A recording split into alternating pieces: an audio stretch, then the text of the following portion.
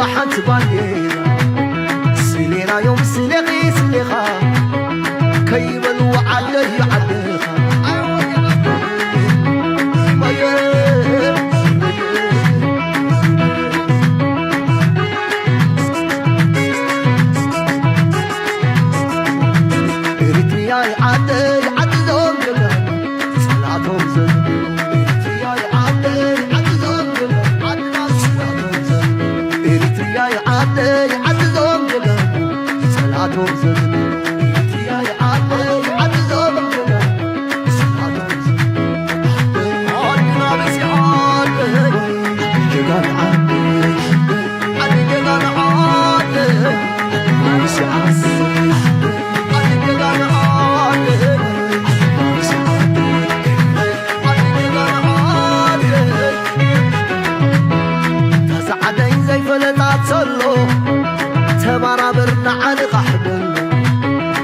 لم عدي زي رعاية اللو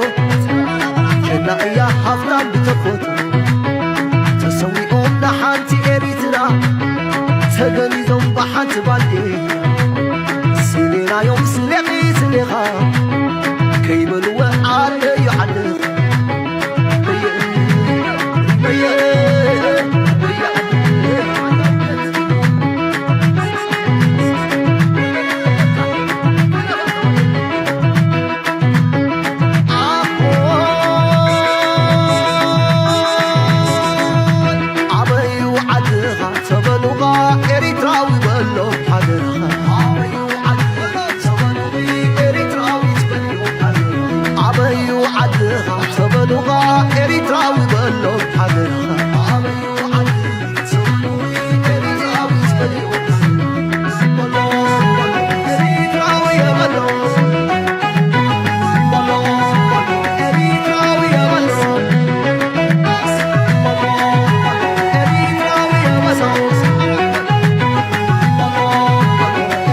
ባቢና ዝኾኑዎ ዘለውን ኣባና ዘለዎ ጽልዎን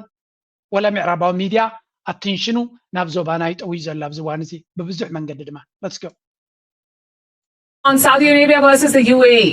two allies pitted against each other, fighting what's been called a war within a war. It's a conflict that could birth a new but old nation. I'm talking about Yemen.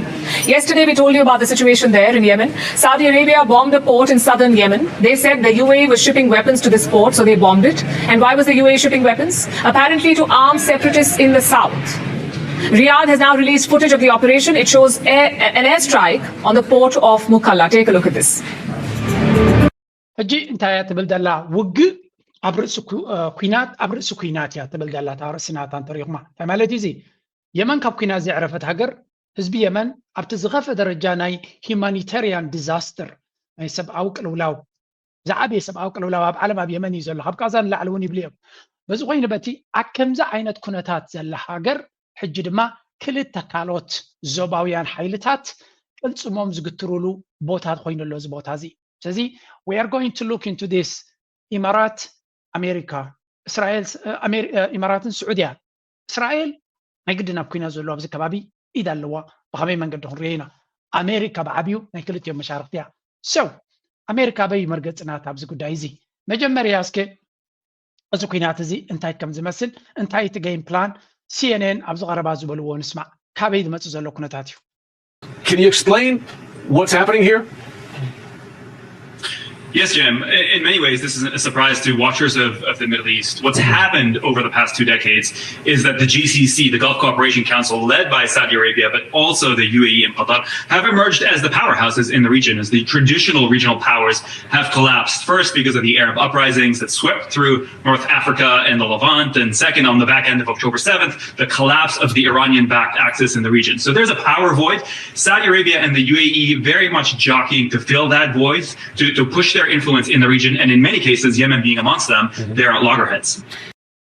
Okay, this is very important clip. እዚ ኣገዳሲት ሴግመንት የቆሪፀልኩም ዘለዎ ሓደ ካብቲ ኣብዚ ንገብረልኩም ናይ ሰዓታት ኢንተርቪውስ ዝግበር ነዋሕቲ ኢንተርቪውስ ኣገዳሲ ክፋል ደሊና ሰሚዕና ቆሪዝና ግዜኹም ንኸይነጥፍ ተኣገዳሲ ክፋል ጥራይና ነምፃልኩም እዚ ጥራይ ክንምንታይ ግዜ ዝወስድ እዩ كنت ساعات بودكاست ناي ساعات ناي فرق ساعات ناي 10 دقائق ناي 3 دقائق فيديوهات قريصنا نعاخاتكم بزمتن غزيهم سيف نخنقبرينا نصعر اوكي انتي بلالو እዚ ሕጂ ንሪኦ ዘለና ኣብ መንጎ ስዑድያን ኢማራትን ዝረአ ዘሎ ብዓብዩ ውፅኢት ናይ መን እዩ ቀደም ሃገራት ዓረብ ስዑድያን ኢማራትን ኣይፍለጣን እየ ነይረን ገዳፍ ሓያሊ ነይሩ ሰዳም ሁሴን ሓያሊ ነይሩ ሱርያ ሓያሊ ነይራ ኣብ ሊባኖስ እውን ምታሕንዮም ነይሮም ስለዚ ዓበይቲ ሃገራት ግብፂ ሓያሊ ነይራ ኩሉ እዚ በቲ ዓረብ ስፕሪንግ ተባሂሉ ናይ 2011 እስራኤል ብዛ ኢንጂነሪን ኣሜሪካን እስራኤልን ኦባማን ኢንጂነሪን ዝገበርዎ ግብፂ ተዳኺማ ሊብያ ወዲቓ ሱርያ ወዲቓ ኢራቅ ድማ ቅድሚኦም ወዲቓ ስለዚ ውፅኢት ናይ ዝኩሉ ነዚ ቦታ እዚ ኢራን እውን እንትኾነ ኣብዚ ናይ ሕጂ ተዳኺማ ስለ ዘላ ብዓብዩ ናበይ ንኽይድ እዩ US have skin in this game? Is it supporting one of them to take the ሕጂ እንታይ እዩ back to the topic سعوديان إماراتن كمدما to some extent قطر ኣብዚ እዋን እዚ ዳርጋ ዓብይ ናይ ፓወር ቫክዩም ይብልዎ ጋፕ ተፈጢሩሎም ኣሎ የመን ጥራይ ንባዕላ ኣብ የመን ካብ 2014-15 ምስቲ ሑቲ ዝበሃል ብኢራን ዝድገፍ ክዋግኡ ፀኒሖም ኢራን ግን እጃ ኣዳኺሞም ኣለዉ ብገዳን ብኩናት ድማ ኣሜሪካን እስራኤልን ኮይኖም ኣዳኺሞም እዮም ስለዚ ዓብይ ጋፕ ናይ ስልጣን ናይ ሃጓፍ ናይ ስልጣን ናይ ቦታ ተረኺብሉ ኣሎ ነዚ ቦታ እዚ መን ይሓዞ ይትቅድድም ዘሎ ኣብ መንጎ እዚአን ክልቲአን ሕጂ እታ ቀንዲ ኣገዳሲት ኣብዚ ኣሜሪካ ክልቲአን መጋበርያ ወይ ምስ ኣሜሪካ ብቐረባ ዝሰርሓ ሃገራት እየን ስዑድያን ኢማራትን ኣሜሪካ ናይ መንፀቃ ክትሕዝ ትኽእል ኣብዚ ጉዳይ እዚ እስከ ንስማዕ እያ Well, that's a very important question because the U.S. certainly has skin in the game. First, the U.S. is a partner of both these nations. Second, Yemen is very important for counterterrorism, both against Al-Qaeda, sort of Sunni jihadism, but it goes also pushing back against Iranian-backed elements, the Houthis in Yemen too. And the U.S. very much has a presence there, perhaps not fully on the radar, but in Western Yemen. And so this is something that can impact U.S. interests close to both. America's regional competitors are ebbing, whether it's Russia consumed in Ukraine, China, whose influence remains purely in the economic realm, not military or otherwise or diplomatic, and then collapse of the Iranian axis. So really what's at stake for the US is to be able to manage these differences amongst its allies. ሕጂ እንታይ እዩ እቲ ዝበሃል ዘሎ ብዓብዩ ነዚአን ክልቲአን ሃገራት ክትከስረን የብላን ኣሜሪካ ይትገይ ኣሜሪካ ንባዕላ ኣብዚ ቦታ እዚ ዓብይ ረብሓ ወይ እውን ዓብይ ፅልዋይ ዘለዋ ነቲ ቦታቲ ድማ ዝያዳ ምስ ናይ ዶናልድ ትራምፕ ካንትሪ ስትራቴጂ ወይ እውን ናይ ዩኤስ ናሽናል ስትራቴጂ ኢሉ ንማእከላይ ምብራቅ ብናይ ቁጠባ ሽርክነትን ብናይ ካልእ እምበር ዝነበረና ዓብይ ወታደራዊ ሓይሊ ካብኡ ክንወፅእ ኢና ዝብል ስትራቴጂ ዘሎ ስለዚ ሃጓፍ ክፈጥሩ እዮም ግን እዚ ሃጓፍ እዚ ንቻይና ይኹን ንራሽያ ዓብይ ጋብ ዝፈጥር ዘይኮነ ነዚአን ክልተ ምስኣት ዝሰርሓ ዘለዎ መሻርክቲ ከመይ ጌርካ ትረዳድኦም ብድሕሪ መጋረጃ ኣብኡ ክፅዕሩ ምዃኖም ምክንያቱ እንተዘየለ በባዕ ሓይሎም ክገብርዎ እንተደልዮም ካልኦት መሻርክቲ ክደልዮም ሳቶም እሱ ድማ ነቲ ናይ ኣሜሪካ ፅልዋ ከኣልየ እዩ ሕጂ እዚ እቲ ሓደ ንሪኦ ዘለና እዩ ብዓብዩ ግን ኣብ መንጎ እዚአን ክልቲአን ሃገራት ዝካየድ ዘሎ ፀገም ካበይ ዝመፅእ ዘሎ እዩ እንታይ እዩ እቲ ሽግር ኣብዚ ዝፍጠር ዘሎ ድማ ሓንቲ ፕሮግራም ኣልጀዚራ ገይሮም ነይሮም ዳርጋ ዓብይ ኣዛረባ ርሲ ኮይኑ ዘሎ እዩ long-running conflict. Normally when we're talking about it, we're talking about the Houthis, the group that took over large swathes of the country 11 years ago. But here we are talking actually about the two regional powers that are fighting the Houthis, and they now seem to be fighting each other, Andreas. ሕጂ እንታይ እዩ ዝብሎ ዘሎ ቀደም ኣብዚ ብጉዳይ ናይ የመን ክንዛረብ ከለና ኣብ የመን ዘሎ ፀገማት ክንዛረብ ከለና ስዑድያን ኢማራትን ብሓደ ኮይነን ነቲ ናይ ሑቲ ብኢማራት ዝድገፍ ንዑ ንምስዓር ዝግበር ዘሎ ቃልሲ ዝበሃል ነይሩ ሕጂ ግን ትገይም ተቐይር እዩ ሕጂ ስዑድያን ኢማራትን ሓተደን ክጎራፈታ ብወግዕ ንርኢ ኣለና ናበይ ገፂ እዩ ዝኸይድ ዘሎ እዚ ኩነታት እዚ እዚኣ ጉዳይ እዚኣ ዝወዲ ዶክተር ኣንድሪያስ ዝምልሳ ሞር ኣብ ሱዳን ዘሎ ኩነታትን ኣብ ሶማልያ ዘሎ ኩነታትን ዘጉልሕ እዩ ስምዕዎ ሓደ ካብቶም ንኢማራት ሞር ሓደጋ ዝኾኖም ዘሎ እንግሊዛዊ ዶክተር እዩ No, right. I think we have to. You can go back even further in time, but I think what's quite significant here is this war, the Saudi-led war against the Houthis, started in 2015 with a very broad Gulf coalition. The Saudis were in the lead, and it very quickly became clear that what the Emiratis were doing in the south of Yemen was really not about fighting the Houthis, but consolidating power in key choke points along the coastline to secure some access to maritime trade routes. And so, since very early on in 2015, it becomes clear that the Saudis are left to fight the war pretty much on their own against the Houthis, while the Emiratis and the aligned forces the Emiratis were then engaging at the time, out of which the SDC, the Southern Transitional Council, eventually emerged, were doing their كم تريد لهم ولا كلتيهم بحد خينهم يسرحوا نيرهم انتبلنا ቴዎሬቲካሊ ክልቲኦም ብሓደ ኮይኖም ኣብ ጉዳይ ናይ የመን ይሰርሑ ነይሮም ክትብል ትኽእል ኢኻ ኣብ ተግባር ክትርኢ ከለኻ ግን ኢማራት ብመጀመሪኡ ብንግሁ ካልእ ስትራቴጂ ነይርዋ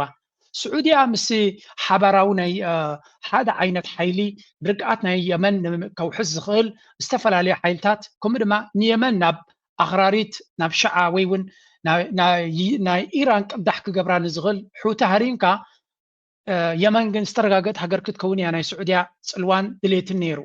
ወላ እውን ኣብ ሱዳን ከምያ ትደሊ ዘላ ስዑድያ ሕጂ እውን ኣብ ከባቢ ቀይሕ ባሕርን ከምያ ትደሊ ርጉእ ዞባ እያ ትደሊ ዘላ እምበር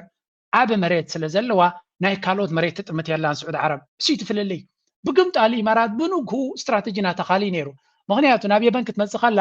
ኣብ ሊብያ ተመክሮ ገይራ እያ መፅያ ነይራ ናይ የመን ድሕሪ ኢሉ ክጅምር ከሎ ኣብ ሊብያ ድሮ በቲ እቲ ሃፍታር ዝበሃል ጀነራል ሃፍታር ዝበሃል ብዙሕ ተመክሮ ገይሮም ስልጣን ሒዞም ነይሮም እዮም ቦታ ሒዞም ነይሮም እዮም ስለዚ ገይም ተማሂሮም ኣብ ሱዳን እውን ዝኾነ ተበግሶታት ጀሚሮም ነይሮም ተገምጢሎም ናብዚ ክመፁ ከለዉ ናብ የመን ክመፁ ከለዉ ናቶም ኣጀንዳ ካሊእ ነይሩ ስትራቴጂ ናቶም ካልኦት ነይሮም ጥራይ ንኢማራት ንስዑድያ ምሳኽል ለና ብሓደ ኢና ንሰርሕ ዘለና ይብሉ ነይሮም በርሳቶም ናብ ደቡብ ዝያዳ ድማ ስዑድያ ብፖሊሲ ደረጃ ብሓይሊ ደረጃ ክሰርሕ ከላ ኢማራት ግን ኣብ ባይታ ዕጡቃት ጉጅለ እናዕጠቐት ስትራቴጂካውያን ወደባት ናሓዘት ስትራቴጂካዊ ቦታ ናሓዘት ንናታ ረብሓ ልክዕ ከምቲ ንሶማልያ ጌራቱ ዘላ ንሱዳን ጌራቱ ዘላ ንሊብያ ጌራቱ ዘላ ከምኡ እያ ትፃወት ነይራ ስለዚ ሃንደበት ዝተፈጠረ ዘይኮነ እዚ ኢማራት ካልኩሌቱ ዝኾነ ስትራቴጂ ነይርዎም ኣብ የመን ይኹን ኣብ ካልእ ሃገር ረብሓናቶም ምስ ካልኦት ሃገራት ተመሻሪኾምን ተረዳዲኦምን ኣብ ልኡላዊት ካልእ ሃገር ክሰርሑ ይደልዩን እዮም እንታይ ዳ ንሶም ዝቆፃፀርዎ ንዓታቶም ጥራይ ዝእዘዝ መንግስቲ እዮም ዝደልዩ እሱ ክትገብር ድሕሪ ኮይንካ ድማ ንዓኻ ዘንብርካኽ ናትካ ትእዛዝ ጥራይ ይሰርሕ ምሳኻ ብቐረባ ናትካ ፕሮክሲ ክኸውን ዝኽእል ኢኻ ክትደሊ ዘለካ ንዑ እያ ከተደላድል ፀኒኻ ንዑ ምስ ኣደላድለት ድማ ንስዑድያ ቀጥታ ክትሓርማ ትጅምር ዘላ ማለት እዩ ስለዚ እዚ ኩነታት እዚ ሞር ኮምፕሊኬትድ እዩ ንስዑድያ እዩ ሃንደበት ንስዑድያ እውን ሃንደበት ኣይኮነን ግን ስዑድያ እውን ግዜኣ እያ ትፅበ ፀኒሓ ምክንያቱ እቲ ንጉስ ወራሲ ዓራት ናይ سعودية محمد بن سلمان لبعلو كونسوليديت باور كجبر له بتعدو تقبلنته حدش له زغونة بوتو كوحس له نجوس كخون عقم خمسة له كرك خلاله سلزي بكيناتهم ورا بكيناتهم ده يكونوا نسوا زيادة بعدو حدش قطبة بروجكت حدش بلان بيزنس حدش أكايدا مسألة هاي سبوق زغونة بوليسيات كجبر مسجمرة ندقة معناته تنا إمارات أدفانتج له سعودية حنت هجريا إمارات جن شو عدت نكسرنتاتهم عبد دبي زلوا من قسم زعبا كينات ودخينات يكون إذا حسب زلوا كما يجر كان دبي بتكنولوجيا ترى تزلا إذا حسب زلوا لذي ناي أبو ظبي كتريا خلها بحركتكم ريغما أبو ظبي دبي زور درا يكون أبو ظبي نشتي كبابي زلوا بتكتمام معبل زبالة هذا حمشة شديش فلاسطة لون دلالة ديبا خلوا المعبل زبالة بس دبي جن زور درا يكون دبي overall تكتمام سكاي لايني لذي دبي more up investment more up tourism more up technology more up كله عينات futuristic زخانة infrastructure كله real estate زت كورا كون كله أبدا بجد ندارد زلوا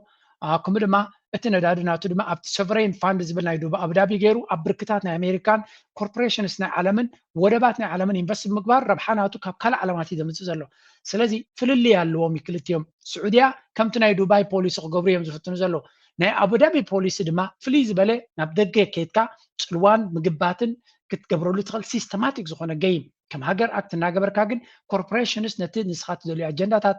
ኣሜሪካ ትገብሮ ዝነበራት ፅቡቅ ጌሮም ኣፅኒዖም በቲ ናይ ኣሜሪካ ገይም ንኣሜሪካ ከየኮረዩ ኣብ ትሕቲያ ኮይኖም ይፃወትዎ ኣለዉ ስለዚ ስዑድያ ንክልተ ንግስነታት ኣብ ኢማራት ዘለዉ እያ ብቁጠባ ምስቲ ኣብ ዱባይ ዘሎ ክትወዳደር ትፍትና ኣላ በቲ ናይ ጂኦፖለቲካ ከምኡውን ናይ ፅልዋ ድማ ክትሪኦ ከለካ ድማ ምስ ናይ አቡዳቢ ንግስነት ካትወዳደር ኣላ ስለዚ እቲ ቻሌንጅ ነቲ ናይ ስዑድያ ንጉስ ቀሊል ከም ዘይነበረ ኢና ንርኢ ዘለና ኣብ መወዳእታ ግን እንተወሓደ ኢሉ ኣሎ ኣብ ጥቃይ ኣብ ኣፍ ደገ ገዛይ ንዝመፀኒ ሴኪሪቲ ከውሕዝ ክኽእል ኣለኒ ኤርትራ ድማ ትሪያ ዝሓተተቶ እዚኣ እያ ነይራ ማለት እዩ ሰው ብኩሉ መንገዲ ክትሪኦ ከለካ እቲ ኩነታት ኣዝዩ ዘገርምን ኣሜሪካ ምናልባት ናይ ኣሜሪካ ቀጥታዊ ምትእትታው ክንረኣይ ንኽእል ኢና እስራኤል ግን ብቐጥታ ኣብቲ ገይም መፅያን ክትፃወት ጀሚራ ከም ዘላ ርዱእ ጌርና ንወስዶ ኣለና ንመለስ ንእሽተይ ክወስኽ ከለካ ኣብቲ ዝብሎ ፀንሐ ድሕሪኡ ክንሰግር ኢና which was mostly about consolidating their interest and also acting upon what was the Iraq al-Janubi, the southern movement, and kind of consolidating power around this old dream of reconstituting southern Yemen as it was known until 1990. Abdulaziz, I mean, as Andres has said, as he's given us a useful context for this, there have been tensions between the UAE and Saudi Arabia for some time. Things have been simmering. There have been clashes between proxy forces. But is it fair to say it's all out in the open now? Well, firstly, Happy New Year's, and thank you very much for having me. So I think the situation, just to echo what everyone is saying, is that it has been simmering for some time. And I think some people may not be surprised that it reached this level now where it is very much out in the open. Personally, I was someone who was debating when maybe this will take place. ሕጂ እንታይ እዮም ዝብሉ ዘለው እዚ ኩነታት እዚ ብድሕሪ መጋረጃ ንሓያል እዋን ክንሪኦ ፀናሕና ኢና ሕጂ ብግልፂ ንደገ ስለ ዝወፀ እምበር ሃንደበት ዝኾነ ነገር እውን ኣይኮነን ንነዊሕ እዋን ክረአ ፀንሐ እዩ ስለዚ ሕጂ ብወቅዒ ናብቲ ባእስን ዕግርግርን ሓሊፍና ኣለና ዶ ክንብል ንኽኸውን እዩ ዝብሎ ዘሎ የስ ብርግፅ ኣብ ወፂና ኣለና እንትኾነ ናብ ኩናት ክኸይድ ኸሊኻ ክንብል ኣይንኽእልና ስቲል ተዘራሪበን መዕለቢ ክገብራሉ ዝኽእላ ዕድል ከም ዘሎ ንዓይ ይረኣየኒ ዝብል ምክንያቱ ولا تسعودية جيراتو زلا متقعت ترينا هي ونيبل كم زي عبز كنريه صنعنا بتو ودبنا يمن زغبرتو ملخت دايا محلالي فازلا ويون متنقعتا زبلتو بقالات بتكبار ملكت ياريها تازلامبر ጠቅላላ ናብ ኩናት ዝዕድም ኩነታት ኣይገበረትን ነራ ነዚ ክትገብር ከላ ድማ ጽቡቕ ዝኾነ ስእሊ ንሃርሞ ዘለና ዕላማ ንወታደራዊ ዕላማ ዝኣቱ ዘሎ ኮንቮይ ወይ እውን ንኩናት ከገልግል ዝኽእል ኣጽዋርን ሎጂስቲካዊ ሓገዝን ድርዕታትን ኢና ንሃርም ዘለና እምበር ንረብሓ ናይ ኢማራት ወይ ካል ዝሃርም የለና ስለዚ ደይመ ደይሎም እዮም ሙሉእ ብቪድዮ ኣሰኒዮም ብሃገራዊ ቴሌቪዥን ፈኒዮም ትንሃርሞ ዘለና ልክዕ ነቲ ኩናት ከጓሃር ዝኽእል ጉዳይ ስለ ዝርኢ ዘለና ኢና ንሃርም ዘለና እዮም ዝብሉ ዘለው ስለዚ እቲ ኩነታት ስቲል ተዘራሪበን ናብ ሓደ ነገር ድሮ ድሕርቲ መጥቃዕቲ ኸማን ኢማራት እኮ ክወፅእ ኢላላ ግን እታ ክወፅእ እትብል ዘረባ ንባዕላ ሙሉ ብሙሉ ክወፅእ ጠቕሊለ ክጎድፈየ ማለት ከም ዘይኮነት ብዙሕ ሰብ ተረዲዩ ኣሎ ብዝዋን እዚ የስ ሰራዊት ኣለኒ ውሕዳት ሰራዊት ኣለኒ ንዑን ከምፅኦ እያ ትብል ዘላ ግን ነቲ ኣብ የመን ዘሎ ኤስቲሲ ዝበሃል ክንፀል ዝደሊ ሃገር ክኸውን ዝደሊ ንሱ ናቱ ፅልዋ ክቕፅል ምዃኑ እዩ ዝንገር ዘሎ በዓሉ ኸማን ኣብዚ ዓዲሞም ነይሮም ሓደ ካብቶም ነቲ ኩነታት እቲ ኤስቲሲ ከመይ እዩ ክኸውን ረብሓናቱ ተባሂሉ ተሓቲቱ ወላ እኳ ትኽክል ቅንዕ ዝበለ መልሲ ከም ተዘይደለየ መጋበርያ ናይ ኢማራት ኮይንኩም ዲኹም ክትሰርሑ ወይስ ከመይ ኢኹም ንዝብል ሕቶ አልጀዚራ ሓቲቶም ነይሮም But Al-Hada, you represent the Southern Transitional Council. They are key to all of this, a key player in it. So let's just go back a bit. Your group, the Southern Transitional Council, what do you want? And are you a force in your own right or just a proxy for the United Arab Emirates? Well, first of all... أجيكم تريوا لهم نسخاتكم تايهم توم SCC تبالو توقعت ملشا تايت علاماتكم مزبلو ناتكم ربحان تايو مقابريانا إمارات كوينكم يوم كتواجو تدليل لهم زبل جن كل اللي زبل نحنا ربحاناتنا لنا سعوديان إمارات نون تبعي سنة يكونان قليل زبل جن أتريرو يحاول Saudi Arabia said the steps taken by the UAE are considered highly dangerous. They're not getting on very well, are they? Well, I mean, we're going back right now into the beginning of the Arab coalition, and since the beginning, even if you're following the Yemen file, since the beginning of the Arab coalition, you'll know that there has been a division of roles where the UAE has been more on ground, more building capacity, working with the local forces, while the Saudi Arabia has been more with state and with the diplomatic approach, the air campaign, and as well as the reviving of the legitimate or the እንታይ ዝብል ዘሎ ብሓፈሻ ወላ እውን ኣብቲ ብሓደቶም ዓረብ ክመፁ ከለዉ ድሕሪ ተመሊስና እንተሪና እዮም ስዑድያ ኩሉ ግዜ ዲፕሎማስያዊ ዓለ መፍትሒ ከምኡ ድማ መንግስቲ ቆይሙ ክኸውን ዳኣ እምበር ኣብ ባይታ መፅያ ክትዋጋእ ድሌት ኣይነበራን ስለዚ ብነፈርቲ ዕላማታት ደድራየቶ እያ ትሃርም ነይራ እዩ ዝብል ብኢማራት ግን ብግምጣሉ ኣብ ባይታ እትያ ነቲ ቦታ መዝያ ዕጡቃት ምልሻታት ኩላቶም ካቶም ምሳት ሒዞም ሰፐራቲስትስ ክንፀሉ ዝደልዩ ካብ የመን ዝደልዩ ንኩላቶም ከም ሓይሊ ሒዛ ትኸይድ ከም ዝነበረትን ውፅኢት ናቱ ድማ ኣብ ባይታ ሓያል ዝኾነ ፉት እግሪ ከም ዘለዋ You actually want, and are you just a proxy for the Emirates? Well, here's the thing, and the other misconception that I was getting to is that the Southern movement has been there long before the UAE or the Arab coalition, and the Southern movement dates back to the '94 Civil War, which became an outright occupation, and then the Southern movement had an uprising in 2007, and then ever since then it just has been growing and growing. Those calls for secession have been. ስለዚህ ቲኤስቲስ ዝበሃል ካብ ቀደም ወላ ካብ 94 ጀሚሩ እውን እንትኾነ ነቲ ሕብረት ምስ የመን ዘይቅበሉ ሓይሊ ነይሩ እዩ ተቃልሲ ኢማራት ስለዚ መፀት ወይ ገለ ዘይኮነስ ካብ ቀደም ነይሩ እዩ ኤግዛክትሊ ነዚያ ድማ ኢማራት ደሊ ካብ ቀደም ዝነበረ ናብነ ሶማሊላንድ ካብ ቀደም ክንጸሉ እዮም ዘልዩ ኤግዛክትሊ ከምኡ በዚ ዳርፎር ዘሎ ካብ ቀደም ገለ ነገር ዘለ ክፋል ኮንቲንጀንት ሎ ይባል ንዑድ ይደልይዎ ኣብ ኢትዮጵያ ገና ተሃገር ስለዘላ እምበር አብይ አሕመድ ብካልእ ንኢማራት ዝቃወም መንግስቲ ተተኪዩ ኣብ ገለ ፖይንት ንኦሮሚያ ዲያ ክትሕዝ ንሓደ ሃብቲ ዘለዎ ቦታ ክንጸል ዝደልግን ጸጋታት ዘለዎ ቦታ ክትሕዝ እያ ንዑ ድማ ገንዘብ ክትበያ ልክዕ ኮሚያ ትጥቀም ኢማራት ዘላ ክሳብ ሕጂ ስለዚ ክንጸል ዝደሊ ካብቲ ሃገር ዕላማ ዘሎ ግን ጸጋታት ዘለዎ ቦታ ክኾነሉ ሃብታም ክኾነሉ ድኻንተር ኮይኑ ተቕርቦን እያ ምክንያቱ ረብሓውን ስቂላ ከምዚ ንስል አይዲዮሎጂ ኮነን ትሕግዝ ክትህብ ከላ ኣብዚሓ ክትቅበል እያ ወላ ካብ ሕሜት ንኣብነት መንግስቲ ከይኮነ ከሎ መዓት ወርቂ ትትዘላ ስለዚ እዚ እውን ነፍሱ ዝኻለ ገይም እዩ ስለዚህ እዚ ኤስቲሲ ዝበሃል እዚ ሳውዘርን ትራንዚሽናል ካውንስል ዝበሃል ካብ ቀደም ክንጸል ዝደሊ ዝነበረ ሓይሊ ነይሩ ኢማራት ስለዚ መፀ ጥራይ ኣይኮነን ናብኡ ዝኸይድ ዘሎ እዮም ዝብሉ ዘለዉ ዝኾነ ከም ንሪኦ ዘለና ኣብ መንጎ እዚኦም ኩሎም ዘለዉ ሓይልታት ንኣሜሪካ ፀልዩ ኣብ ከባቢና ዓብ ፅልዋ ክፈጥር እዩ Future Arab or Arab Israeli? Does it want to, right? Because if you read the national security strategy, it was quite explicit in there that over time, because the U.S. doesn't need the region's oil anymore, producing so much itself, that it won't be as invested, at least under the Trump administration. Well, anybody who understands the way that energy markets understands that it doesn't matter whether you're directly importing your oil and energy from the region. This is fungible. It's a global market. It impacts prices. The U.S. very much has skin in the game. However, obviously, for domestic political reasons. ወላው አሜሪካ ቀደም ነዳዲ ደልያን ስዑዲያ ይኹን ነዚ ከባቢ ትግደሰሉ ነይራ ያለው ግን አሜሪካ ነዳዲ ትገዝ ዘይኮነት ነዳዲ ሸያጢትን ብዙ ነዳዲ ዘለዋ ምዃና ትነግር ሃገር ስለዝኾነት ኣብዚ ቦታ ዝጠጠው ዘብልታይ ምኽንያት ኣለዋ ይብሎ የስ ነዳዲ ትደልየላን ናይ ነዳዲ ጽልዋናታውን ዝጎደለ እዩ ግን ነዳዲ ድማ በይንኻ ትቋዓፀሮ ኣይኮነን ናይ ዓለም ሙሉእ ኣድላይ ነገር ስለዝኾነ ነቲ ዕዳጋ ክትቋዓፀር ትኾንካ ብርግፅ ኣብዚ ቦታ ዝክትልለካ ረብሓ ናይ አሜሪካ ድማ ክንዱ ዝኣክል ዝቕየር ኣይኮነን እዩ ዝብል ዘሎ again controversial አከራኻሪ ዝነት በዚ ኩሉ ዝንሪኦ ዘለና ሃገራት ዓረብ ኣብ ከቢድ ዝኾነ ወጥርን ክርፍስን ፀሚደን ኣለዋ እዚ ካባና ባሕር ሰጊርካ ዘሎ እዩ ሕጂ ናብ ዘባና ገጽና እቱ ንበል እንታይ ይካየድ ኣሎ ነጆ ገጽካ ድማ ማዓድ ለኢትዮጵያ የባህር በር ጥያቄ የህልውና ጥያቄ ነው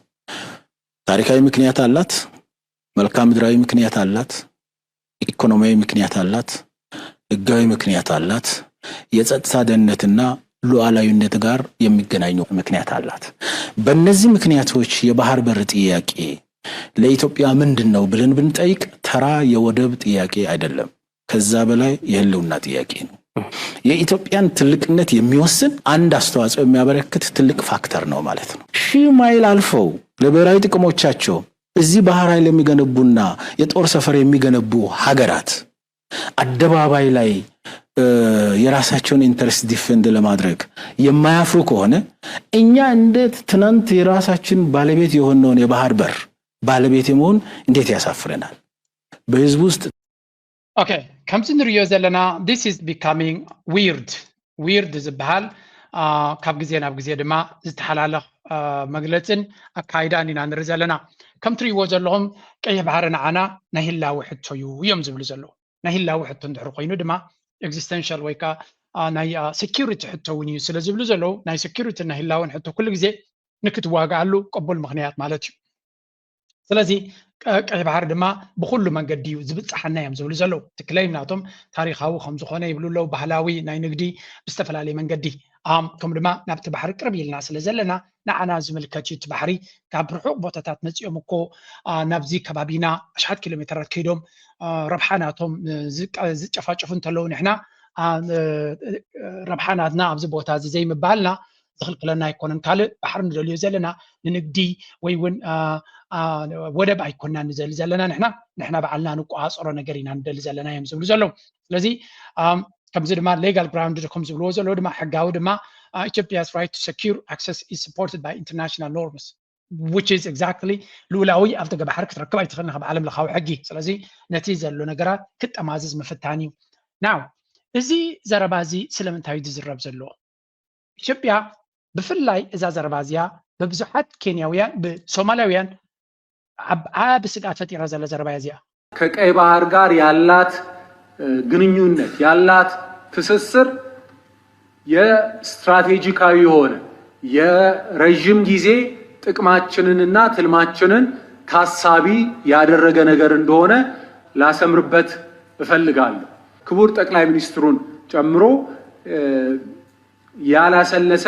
ጥረት ያደረጉ የኢትዮጵያ አቋም ምንድነው የኢትዮጵያ ፍላጎት ምንድነው የሚለውን ለዓለም ማስገንዘብ ችለናል። ፍላጎታችን ምንድነው ግባችን ምንድነው የሚለውን ብቻ ሳይሆን ያስገነዘብነው ጥያቄያችን ተገቢ እንደሆነ ፍትሃዊ እንደሆነም ለብዙዎቹ ማስገንዘብ ችለናል። ሕጂ እንታይ ዝብል ዘሎ ሕቶና ኣብቲ ገባሕርና ንዓለም ኢሚና ኢና ዘለና ስለዚ ብኸመይ መንገዲ ኣብቲ ገባሕሪ ንረክብ እዩ ቀይ ባሕሪ ዝብል እታ ቀይ ባሕሪ እኳቶም ኢትዮጵያውያን ፈሊጦም ዝደንቆሩ እዮም ክንብሎም ንኽእል ግን ቀይ ባሕሪ እቲ ወሽመጥ ዓደንን ፈላልዮም ዝጥቀሙላ ይረአና እሱ ድማ ኣካል ናይቲ convince or confuse ዝብል ስትራቴጂ ኢና ንርኢ ዘለና ኦኬ እንታይ ክገብሩ እዮም ዝፍትኑ ዘሎ እዛ ዘረባ እዚኣ ንሶማላውያን ዓብዪ ኣለርት እያ ኮይናቶም ዘላ ልክዕ ከምዚ ቀይሕ መስመር ዝስገር ዘሎ እስኪ ኣብዚ ሓንቲ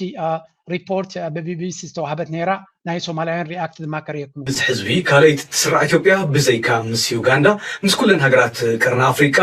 ብዶብ ትራኸብ ብፍላይ ምስ ሶማልያ ዘለዋ ዶባት እቲ ዝነውሐ እዩ እንተኾነ ኣብቲ ዞባ ዓበይቲ ምዕባለታት ወይ ቅልውላዋት ኣብ ዝፍጠርሉ መብዛሕትኡ እዋን ሰቕታኣ ክትመርፅ ትረአ ኣብ ዝሓለፈ ሰሙን እስራኤል ነታ ናፅነታ ባዕላ ብምእዋጅ ርእሰ ምምሕዳር መስሪታ ክትኸይድ ዝፀንሐት ሶማሊላንድ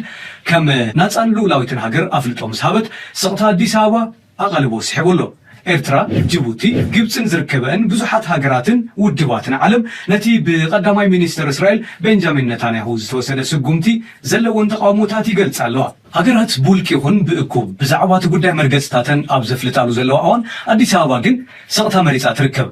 ብወገን መራሕቲ እቲ ሃገር ጥራይ ዘይኮነስ መንግስታዊ ማዕከናት ዜና ኢትዮጵያ እውን ነቲ ዓለም ትዘራርበሉ ዘላ ጉዳይ ሸፈነ ክህቦ ኣይተረኣያን ቅድሚ 2 ዓመት ኢትዮጵያ ምስ ሶማሊላንድ ንንግዳውን ወተሃደራውን ተጠቃምነት ኣፍ ደገ ባሕሪ ዝምልከት ስምምዕ ምፍራማ ካብ ሞቃዲሾ ተቃውሞታትን መጠንቀቕታታትን ኣስዒቡ ምንባሩ ይዝከር ኣነ ቢቢሲ ኣብ ዝሃቦ ሪቶ ጥንታዊ ትርጉም ከም ትመርፅ ትኽእል እያ ኤርትራ ሕብረት ኣፍሪካ ካብ ኢትዮጵያ ኦኬ